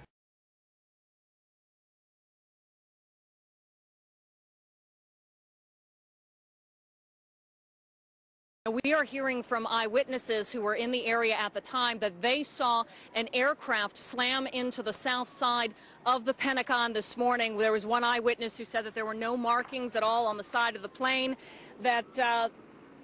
And let's take a look at some of the VO from when it just happened. There was a tremendous fireball, and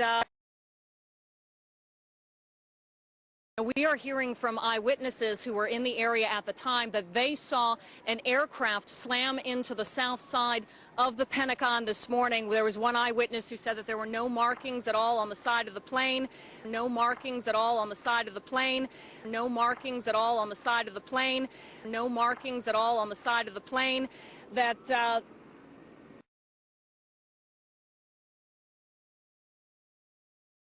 When it comes to the other two planes, one of them was later assigned to Pentagon, and the other one was, as you say, that Flight 93.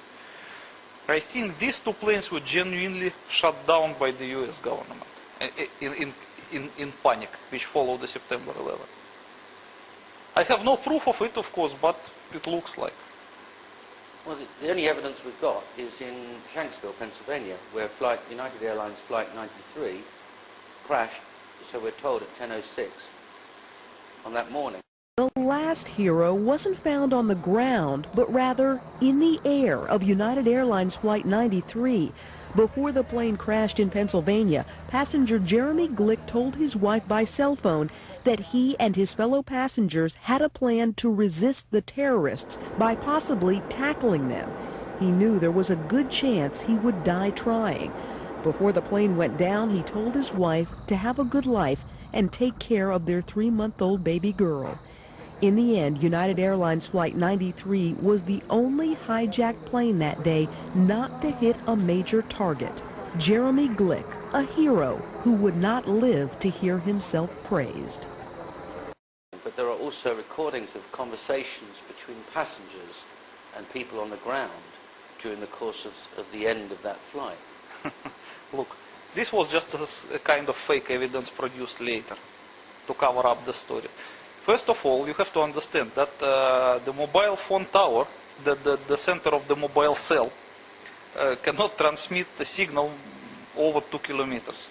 So when you switch on your mobile phone, it will connect itself to the nearest tower within maximum 2 kilometers distance. Yes. So once a plane is flying at the altitude of, let's say, 8 kilometers, it's simply too far to reach any tower. It's more than 2 kilometers, 4 times as yes. much. It's just not possible yes. to connect your mobile phone to any ground tower. So it's just technically impossible. Any communication engineer will tell you that. Dimitri, in the case of United Airlines Flight 93, crashed in a field in Shanksville, Pennsylvania. There were no engines, there's no tailplane, and when the coroner examined the scene, he said after 20 minutes they stopped being a coroner because there wasn't a body and there was no blood. Later reports are that part of the wreckage landed 3 miles away. How do you explain that?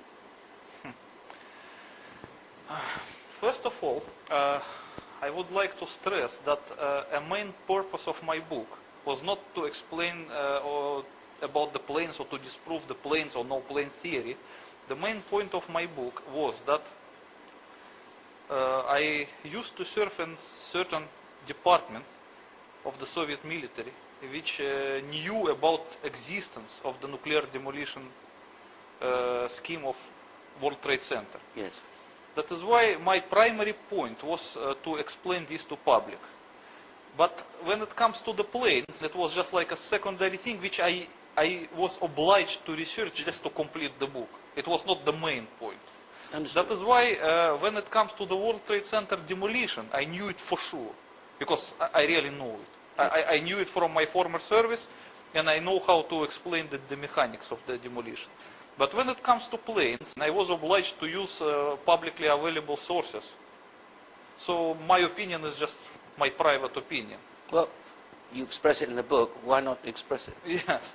Okay, so the point is like this. When plane falls down in result of anything, it usually falls down as a whole piece.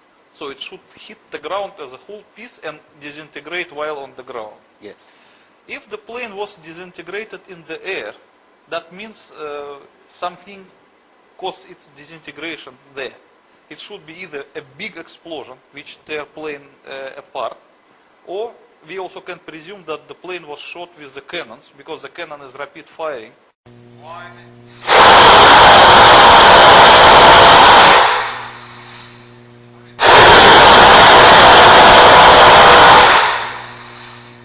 And it might cut for example, the wing, or another wing, the tail, and the plane will just be disintegrated in the air. So the pattern of the plane collapse in the case of the Flight 93 suggests that the plane was shot down, and not by the missile, by the cannon. Why not the missile? Because you know that all modern missiles and all modern planes have so-called IFF identification, friend of foe. So whenever plane flies, it always transmits the signal I am a friend, I am a friend, I am a friend. And no guided missile can lock on such a plane because it's own plane. So it's just technically impossible as a means of protection. So in order to shoot your own plane, you cannot use your own missile. You can only use cannon. And you know, if you read carefully all publicly available sources in regard to that September 11 events, especially in connection with the Flight 93, you will find some strange thing. One of the American interceptors, I mean the fighter's plane of the US Air Force sent to intercept hijacked planes, came back with entire cannon munition spent. And nobody can explain why they managed to spend the cannon munitions. It wasn't on an exercise or anything like that. They claim it was an exercise, but look, who will believe that that exercise took place in the middle of September 11 events? When all the flights were restricted and all fighter planes were sent just to ground or to intercept the hijacked planes, and nobody would conduct such an exercise in the middle of these events. It's ridiculous. Or the people who attacked the United States in New York, shot down the plane over Pennsylvania, shot down the plane over Pennsylvania, shot down the plane over Pennsylvania, shot down the plane over Pennsylvania, shot down the plane over Pennsylvania, shot down the plane over Pennsylvania. Now we come to one last feature, the hijackers. To have hijacked planes, you've got to have hijackers. Yes. And the FBI very quickly named 19 men. Flight 11, 5 gentlemen. Flight 175, 5 gentlemen. 5 on Flight 77 and 4 on Flight 93. In your book, you disclosed that of the 19 hijackers, in the case of American Airlines Flight 11, one of them's a Pakistan ISI agent, and 3 of them are found alive. In the case of United Airlines Flight 175, one's found alive, and one of them has an alibi thanks to the FBI. In the case of American Airlines Flight 77, 2 have alibis, and 2 are alive. And in the case of Flight 93, 2 are found alive, and one's a Christian. Yes. And as you can see that these photographs, they were not composed by me. They were from the official report of September 11 Commission. That is the official photographs. Yes. So it's your position that there are no flights, there are no planes hitting the World Trade Center, and there are no hijackers either. But look, if the September 11 Commission confirms that these are the hijackers, and they were found alive, that is by default dismisses the entire report of the September 11 Commission as a lie. Yes, it does. Yes, that's why this September 11 Commission report has nothing to do with the reality. You don't need even to refer to it. It's just, I don't know what is that. It's a piece of a poor concoction. There's something else potentially seditious in what was published, because the interesting thing is all of these people, with the exception of one man, is a Muslim from an Arab country. Even that the one who was Christian, they claim that he was a Muslim either. They just made a mistake. They pick up the wrong personality. Well, there's one very interesting one, and that is this gentleman whose passport was found at Ground Zero. Yes. This is probably acquitted him. Yes. Because everything was burned at Ground Zero and nothing was found except dust. Yes. But how come that the passport of that person was found there? Unburned and intact. Unburned and intact. So this is planted evidence, and this fact that the evidence was planted automatically acquitted this guy. It provides him alibi. It provides him a very clear alibi. Yes. So is it part of your position that there were no flights and that all of these men are innocent and there's no evidence against them or evidence that they were ever involved? I believe that not all of them are innocent. Probably this person who is an agent of Pakistani ISI is not innocent. He probably agreed to participate in this one. This is Muhammad Atta, who received, just prior to the September 11 attacks, $100,000 transferred from the account of a senior official within the ISI. Yes. And if the FBI really believe that that person is a hijacker, they should accuse the Pakistani Secret Service of supporting the hijackers. Yes. And proceed against them very seriously. But as you can see, that the American FBI did not proceed against the ISI, which is that means a proof of their collaboration. Well, there's more to it than that. They didn't even ask the general that sent the $100,000 Yes. why he sent it. Yes, no question. But they're supposed to have this question. Why should that one of the hijackers receive funds from the Pakistani Secret Service? Which are close allies of the, and work closely with the American Secret Service. Yeah, they are close allies, because that general, General Mahmoud Ahmed, the chief of Pakistani ISI, at the time of September 11, was in New York, and he was having breakfast with one of the US senators. That's right. So he was quite handy to question if they wanted to question him. Of course. They can question him right on the spot. There's something else odd about the hijackers, because we find conveniently a copy of the Quran, some luggage, and the vehicle left by one of the hijackers at Boston Airport. And it has conveniently suicide note. But you know, any kind of planted evidence cannot be acceptable. But if the American government have made a tragic decision, then they have to come up with some planted evidence to prevent it from coming out.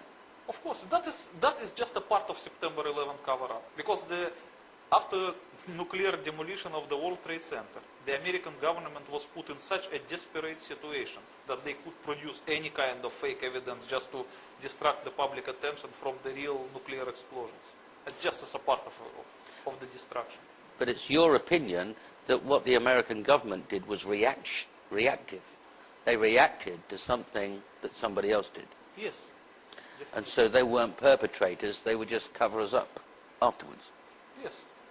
I do not believe that the American government was a September 11 perpetrator. I'm sure that it was a victim put in extremely desperate situation that has no other way than to be indulged in that kind of cover-up. I understand. Dimitri, I have pressed you on the American position September the 12th, 2001 onwards. What would you conclude the various discussions between the American government and the Israelis, the American government and the British, and the American government and the French, and the American government and the Russians?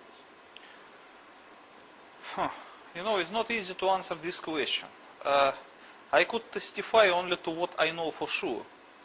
And the most part of this book describes what I know for sure. As I promised, I explain in this book who did it and how he did it.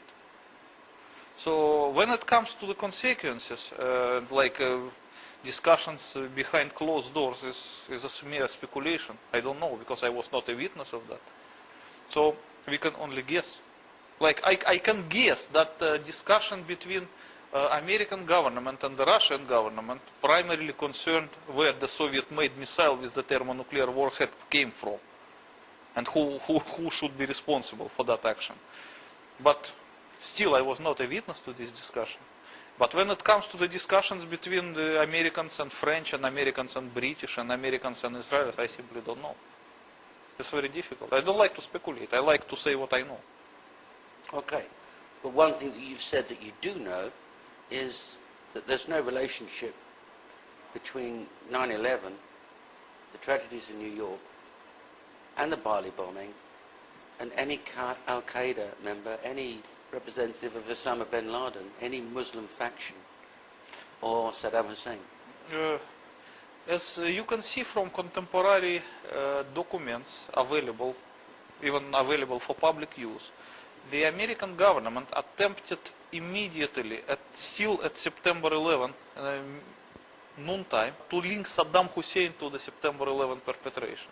It's also described in my book. But strangely, if you read the official review of September 11 events, a report of September 11 Commission, Saddam Hussein has absolutely nothing to do with September 11. On the other hand, the report of September 11 Commission claims that Osama bin Laden and his so-called Al-Qaeda has something to do with September 11. Moreover, they even directly blame it on Al-Qaeda. But if you visit the official FBI website, and you look at the list of 10 most wanted, you will not notice that the FBI charges Osama bin Laden with September 11 perpetration, because the FBI admit they have no evidence against Osama bin Laden whatsoever. So it's a very complicated situation. The FBI claims one thing, the September 11 Commission report claims another thing, And the reality shows third thing. So. Okay, but one thing's for sure. The consequences of 9/11 have spread across the world to Afghanistan and Iraq. Many Iraqis have lost their lives, and many Afghanistanis have lost their lives as a result directly of 9/11. Okay, let's consider it more carefully. The FBI clearly stated that Osama bin Laden has nothing to do with September 11. At least they don't have any incriminating evidence to charge him as such. And as 10 most wanted person, he is wanted only for the bombings of US embassies in Kenya and Tanzania, but not for the September 11. But in the same time, as you remember that immediately after September 11, Americans went to war against Afghanistan, allegedly to capture Osama bin Laden in connection with September 11, which contradicts each other. It means the September 11 Commission report contradicts the FBI statement, and the actual war against Afghanistan also contradicts the FBI evidence. And when we talk about the war in Iraq, it's vice versa. The report of September 11 Commission does not link Saddam Hussein to September 11. Nonetheless, the Americans went to Iraq to fight and to look for the weapons of mass destruction. Which in 8 years they haven't found. Yes, because they don't have any. But still they are looking for it, as you can see. So this is very difficult to answer your question. Okay.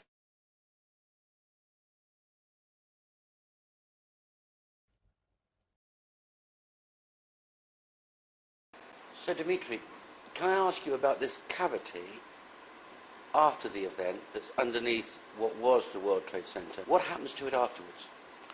As you can expect, at first the cavities were filled with some liquid hot material, which resulted partly from the melted material, so from cooling down of the gaseous materials.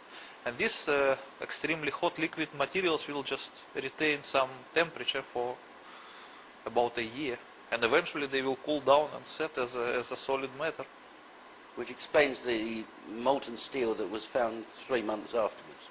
Yes, 4 months. because the 150 kiloton will produce a lot of energy, so it will be like a pot with a hot matter, which it takes some time to cool down. Can you imagine the 100 meters deep cavity filled with this kind of thing? It may take a year to eventually cool down.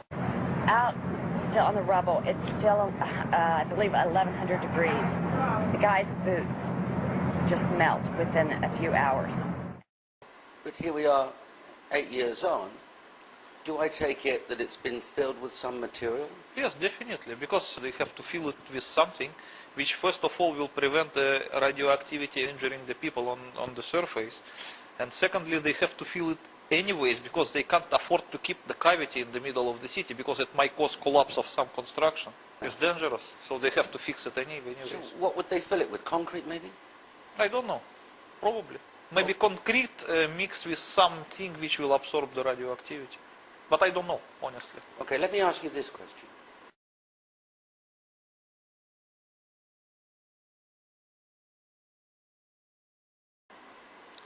Let's say that some people might doubt your explanations for the collapse of the Twin Towers and your explanations for what's underneath them. If one were to drill a borehole through to the external bottom part of the cavity, what would one find? They would find the former materials that were firstly gaseous, then liquid, and then become solid, and it will resemble a kind of volcanic glass. Volcanic glass? Yes. Okay, and if that... Because you have to understand one thing. At the epicenter of the nuclear explosion, every materials were overheated to such an extent that they will lose the atomic structure. They will be transformed to plasma. So once these things cool down, it cannot be again steel or concrete. It will be just volcanic glass. Universal matter mixed with everything. Right, but anybody extracting from such a borehole that volcanic glass and analysing it would find what? They would find that it is a volcanic glass. And it could only be produced in Manhattan. And the volcanic glass is a state of material which was formerly a plasma. therefore it could only, it proves... It's a unique material. Yes. Yes. So there could be no doubt as to what happened. Yes, of course. And besides of all, I think besides of that volcanic glass, there would be some materials which will retain the radioactivity. And that could be tested and the radioactivity identified. Of course. And then presumably it could be worked back. Because all those materials that were evaporated and transformed to plasma, they were set as a volcanic glass. But simply liquid materials, they can retain the atomic structure as well as radioactivity. Understood. So once you get to this kind of material, you can test it for radioactivity and you will understand what is this. Understand. Well, let's go back to your comfort zone and let's go back to talking about World Trade Center 1, 2 and 7 sites. Because you expressed very emotionally in the book how upset you are that a New York City police detective, John Walcott, became ill. You know, many friends of mine suggested that I should write this book a few years ago, but yes. I was hesitating. It doesn't mean that I did not want to say the truth to the public, because whatever I knew about the September 11 and its perpetrators, I honestly reported to the American FBI, and they knew it long before I wrote this book. But they didn't take any action based on my information. They did not even try to arrest the real perpetrators. And eventually, when I found, it was accident. I just found the story of John Walcott somewhere in the internet.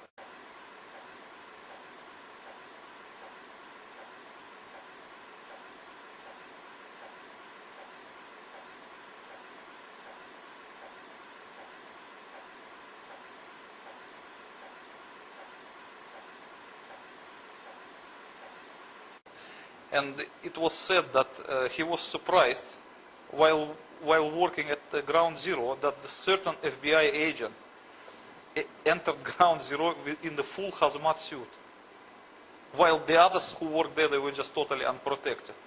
And he was just surprised, what's wrong with that? And they're covered in duct tape and fully protected? No, they were fully protected, you know, like a lunar-looking hazmat suit. Yes. You can fly to the moon in it. Oh, and what kind of protection did John Walcott have? Nothing. Probably the respirator made from the ordinary material, or probably nothing even like that. What happened to him? According to the published story, he got sick with the so-called leukemia, which is a typical consequence of the radiation sickness, which resulted in his bone marrow transplantation. And so that is the only way he managed to survive. So he was the victim of radiation poisoning? Of course, as many other Ground Zero responders who were there unprotected and freely inhaling the radioactive vapors. And what happened to him afterwards? Yes, I told you that he was so sick that it required bone marrow transplantation to save his life, because his blood was not regenerating. Because the bone marrow is the first thing which is damaged by radiation usually.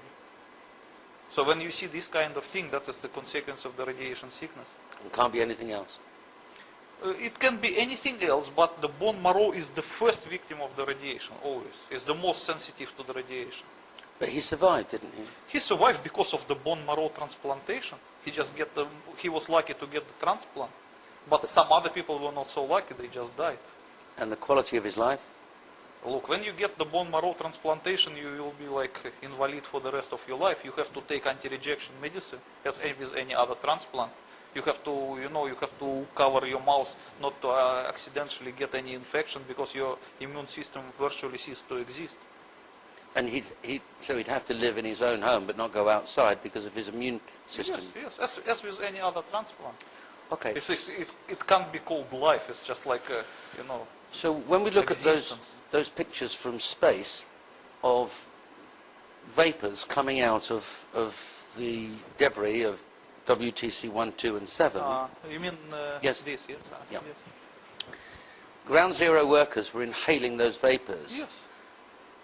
So why haven't we seen a story in the New York Times that 10,000 workers are all dead? What happened to them, and how would that be suppressed? It's easy to suppress because when people get the radiation sickness, it's normally not acute, it's chronic. It will be apparent in the year or two, and it can reveal itself differently. Someone may have cancer, someone may have another kind of cancer, someone may have a blood disease or whatever, just generally bad feeling. And whenever they go to doctor, the doctor can diagnose them anything unrelated to the radiation. It's easy. And we should presume also that certain doctors appointed to treat ground zero responders, they were part of the cover-up. They have to sign some non-disclosure contract because they understood this is radiation sickness, but they were ordered not to diagnose as such and just to create some story which is easy for doctors. So how did John Walcott's story affect you? How did you feel? I just feel very disgusted when I read that FBI agent enter ground zero in the hazmat suits. Knowing what you knew? Yes, they knew exactly what I knew. And they don't want to tell it to the others. Okay. That actually triggered me to write this book. I understand. Let's go back to these doctors. There would be, they're our guys, they go to our doctors, and that doctor, when confronted with 1, 2, and then 10 or 20 people coming in feeling sick, you mentioned in the book that they'd feel sick the next day, maybe. No. You don't have to mix up two different radiation sickness. There is acute radiation sickness, and there is chronic radiation sickness, which are totally different things. Could you explain? Yes.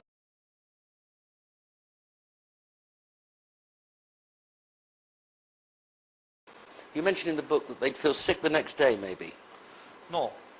You don't have to mix up two different radiation sickness. There is acute radiation sickness, and there is chronic radiation sickness, which are totally different things.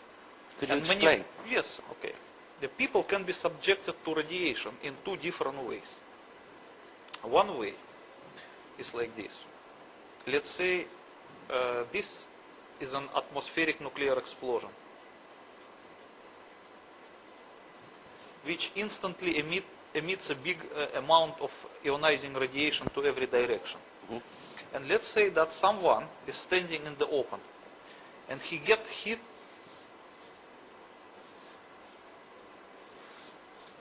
by the front of the ionizing radiation. So he will be injured by this radiation. But this event will not last long, because the ionizing radiation, which is coming from the hypocenter of nuclear explosion, is just a momentary thing. It doesn't last any second or 2 seconds, just very short time, once, that's it. So if that person at this time was hidden behind the wall, he would probably be saved. But if he is in the open, he will get the dose. So the strength of the penetrating ionizing radiation in this sense is measured in a special units, which for short they call it R, but in, like, I don't know how you pronounce it, Röntgens. Renatogens, yes. Okay, sorry, I can't pronounce it in that way. And once people get that number of radiation exposure, he cannot get it anymore, because this kind of thing doesn't last. So let's say in order to feel sick immediately, a person has to get 50 Röntgens. If it is below 50, you will not feel anything. It will damage your body, but you will not notice it. But anything above 50 will make you sick probably in the next 2 or 3 days. And if you get 100 of it, you will feel seriously sick, also in 2 or 3 days, and you will probably need to stay in the bed for a few months. And if you get over 150 of this, you will feel sick also in 2 days or 3 days, and you may die, because it's considered to be dangerous. Understood. Not everybody will die, but it could be a big percent, 60, 70%. Right. Depend on the general health. But some other people may recover. So if someone gets more than 200, it's a big chance to die, and 250 is considered to be a mortal dose. But the nominally mortal one is considered to be 500. That's just like guaranteed, at least according to the American classification. So let's say that someone is already got 50 Roentgens by being subjected to this explosion. Yes. And then he continued to remain in this territory, but the territory was radioactively contaminated by the products of nuclear explosion, like a radioactive dust, yes, or like secondary radiation. So this second effect is being called radioactive contamination. So radioactive contamination is not measured in Roentgens, but in Roentgens per hour, because it lasts a long time. Yes. So let's say that the strength of the radiation is 10 Roentgens per hour. So if someone stays there 30 minutes, he will acquire 5 Roentgens, in addition to this what he get already. Right.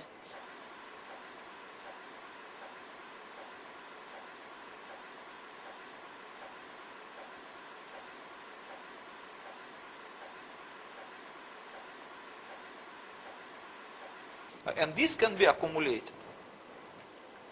So as you can see that these two distinct, this one factor and this another factor that you can obtain the radiation dose. So people who work on ground zero, they were never subjected to the first one because there was no nuclear explosion in the open. It was underground, and all penetrating radiation was absorbed by the rock. So the people on ground zero were subjected only to the vapors which were coming from beneath the earth and probably deposited in some surroundings. And this level of radiation was measured in, as I say, that in Roentgens per hour. It could be different. I guess that immediately after explosions, it was hundreds of Roentgens per hour, maybe 200. And then the levels of radiation subsided in the first day, and then they subsided more and more and more and more, but they remained dangerous for a few months. It depends on how long time you spend on ground zero. Yes. So the American officials knew that the effects of acute radiation sickness would be noticeable immediately in the next few days, maximum 2 or 3.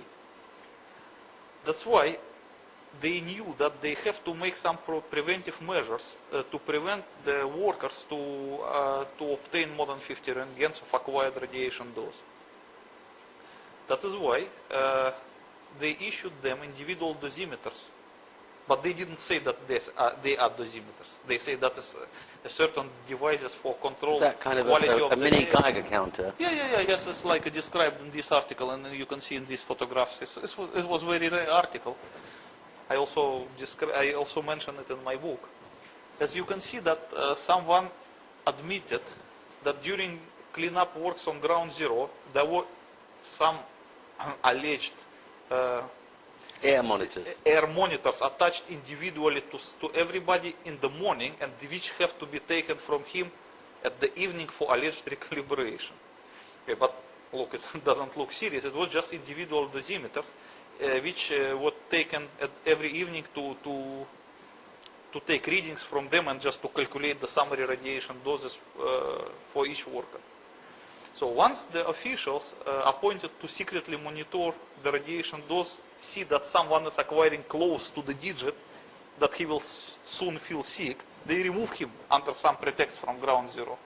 Let's say transfer him to some other work, which is not dangerous in that sense. So they monitor it, and they never allow anyone to accumulate more than 50 Roentgens. That is for sure. That's why no one in ground zero suffered from acute radiation sickness. But the chronic radiation sickness, that is another thing. As you know, that radiation has three main parts: gamma radiation, beta radiation, and alpha radiation. So the gamma radiation is a penetrative radiation. Yes. It will penetrate everything, including hazmat suit. So the hazmat suit cannot protect you from gamma radiation. It's the same way it will penetrate it. Sure.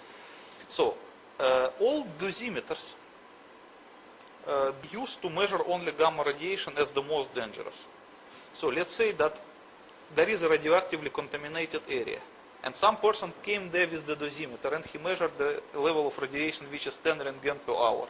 That is only for the gamma part, not for any other. So because when people go to work there using the means of individual protection, they have to count that the means of individual protection will not help against gamma radiation. So they still have to observe the safe dose. Yes. Okay. But it's not the same thing when it comes to alpha and beta radiation. Alpha and beta radiation, they are more dangerous than gamma, but they cannot penetrate the suit. And sometimes they cannot even penetrate your skin, because the human body is covered by the thin layer of the dead skin, which can stop the most dangerous alpha radiation. But when people work unprotected on ground zero, they will not be injured by gamma radiation, because they observe secretly the dosage of the gamma radiation. But the people will still inhale or ingest the radioactive vapor, which contains alpha and beta radiation, which will continue to irradiate them from inside the body. And this causes chronic radiation sickness. The effects will not be immediately noticeable, because it's a slow process. But slowly but surely, after 1 or 2 years, their body will be damaged beyond repair by the inner radiation. And this happened because they were not issued hazmat suits. But the FBI agents, they know this. So John Walcott and his friends, yes, at some stage, must have been sitting in front of a doctor who knew exactly what was wrong with him. How they know? Because they were not informed that it was a radiation. But the doctors, they know if they're treating you for a broken arm or radiation sickness, surely. Yes, but they did not treat them for broken arm. They made some other story.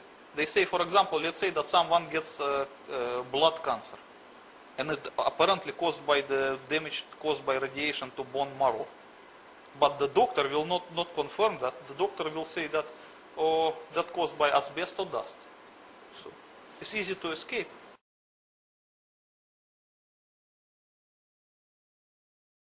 Yes, but they did not treat them for broken arm. They made some other story. They say, for example, let's say that someone gets blood cancer, and it apparently caused by the damage caused by radiation to bone marrow. But the doctor will not confirm that. The doctor will say that, oh, that caused by asbestos or dust. So it's easy to escape. Well, let's put it this way. Let's say that John Walcott and his colleagues have a reunion every year. And the first year's reunion after September 11, there's 100 people there. And then the next year, there's 96 because 4 of them have died of cancer. And the next year, there's 86 because another 10 have died of cancer. Yes. The story would start to come out somehow. Yes. That's why now there is a big story in New York. These people who suffer from this kind of thing, they try even to sue the government, claiming that the government did not properly inform them about the danger of asbestos or dust or some like benzene or whatever. Yes. Anything but except radiation. And your position is that all of them are suffering some form of radiation sickness from the... Yes. It's apparent chronic radiation sickness because it was ground zero, after all. It's the place of nuclear explosion. And they work there, and they begin to work there in the first few days, totally unprotected. Yes. But let's say that's continued because over a period of time they redesigned the sites and other people came into work. How long would those vapors continue for? I know the fires underneath continued for 3-4 months, as you said they would. There were no actually fires underneath. There was not fires. They were just extremely hot material. Molten steel? Not only molten steel, molten rock, anything molten, but not fires. Okay. But because it was extremely hot, it was presented to public as underground fires, but yes. They were not. Okay.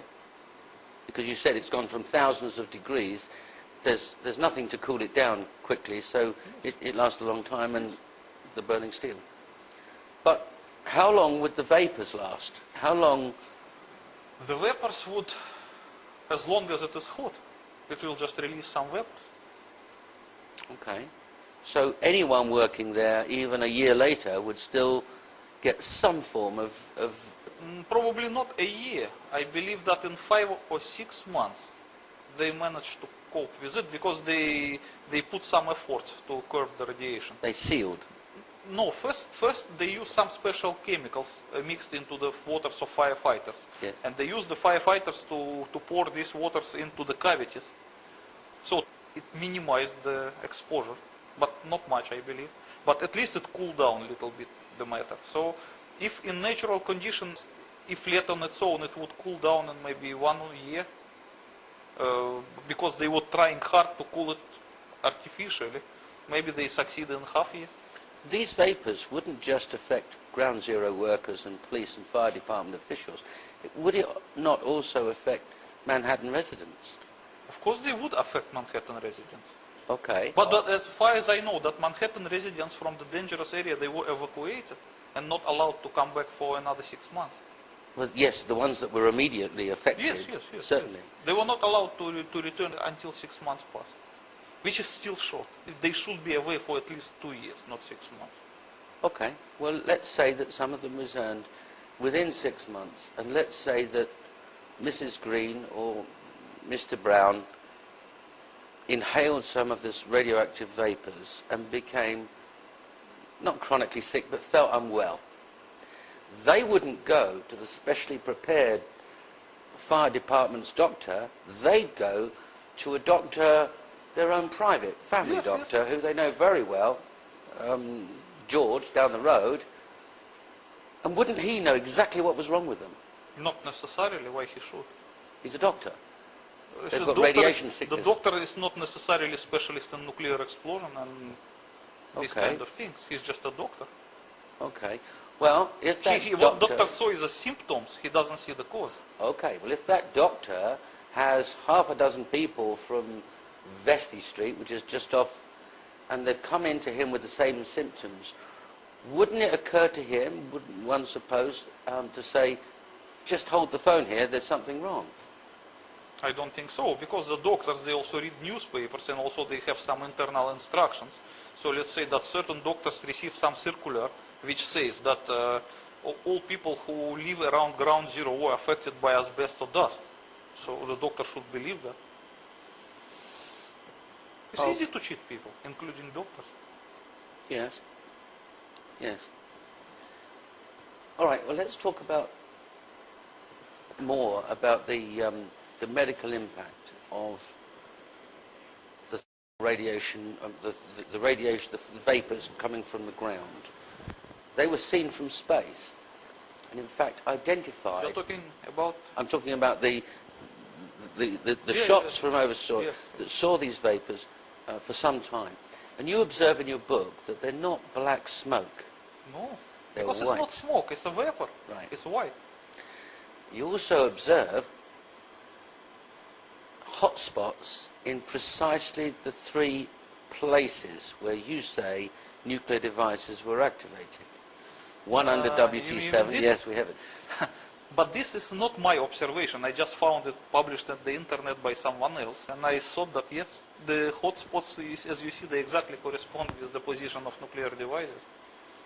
And in fact, they record temperatures way exceeding the temperatures created by burning kerosene weeks afterwards. Yes. And your position is that there's no other explanation for those hotspots being where they are. You cannot create such a high temperature, 100 meters below the ground, that could sustain itself for a few months, unless you use a thermonuclear explosion of over 100 kilotons.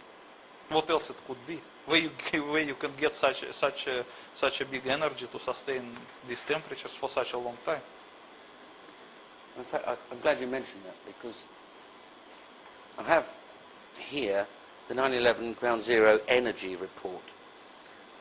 And this was recently published, but it does actually reach the conclusion, interestingly, the same as you. And I'll quote from it. The huge vertical particle plumes briefly left behind where the towers had stood moments earlier offer mute testimony to the fact that solid floors did not sequentially pancake downwards. That would have taken significantly longer, been far less destructive, and appeared far different from what was observed. Clearly, this hypothesis that a sequenced vertical array of directional low-yield thermonuclear devices was used to annihilate the World Trade Center skyscrapers top to bottom. Forgive me.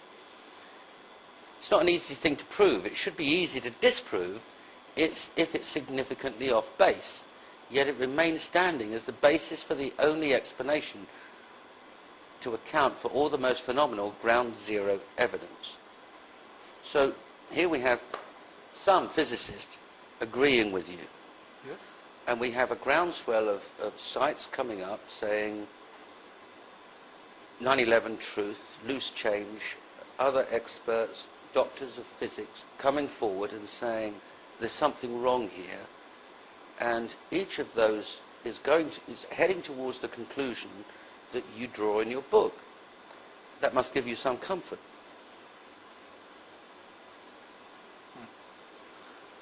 I don't even know how to answer this.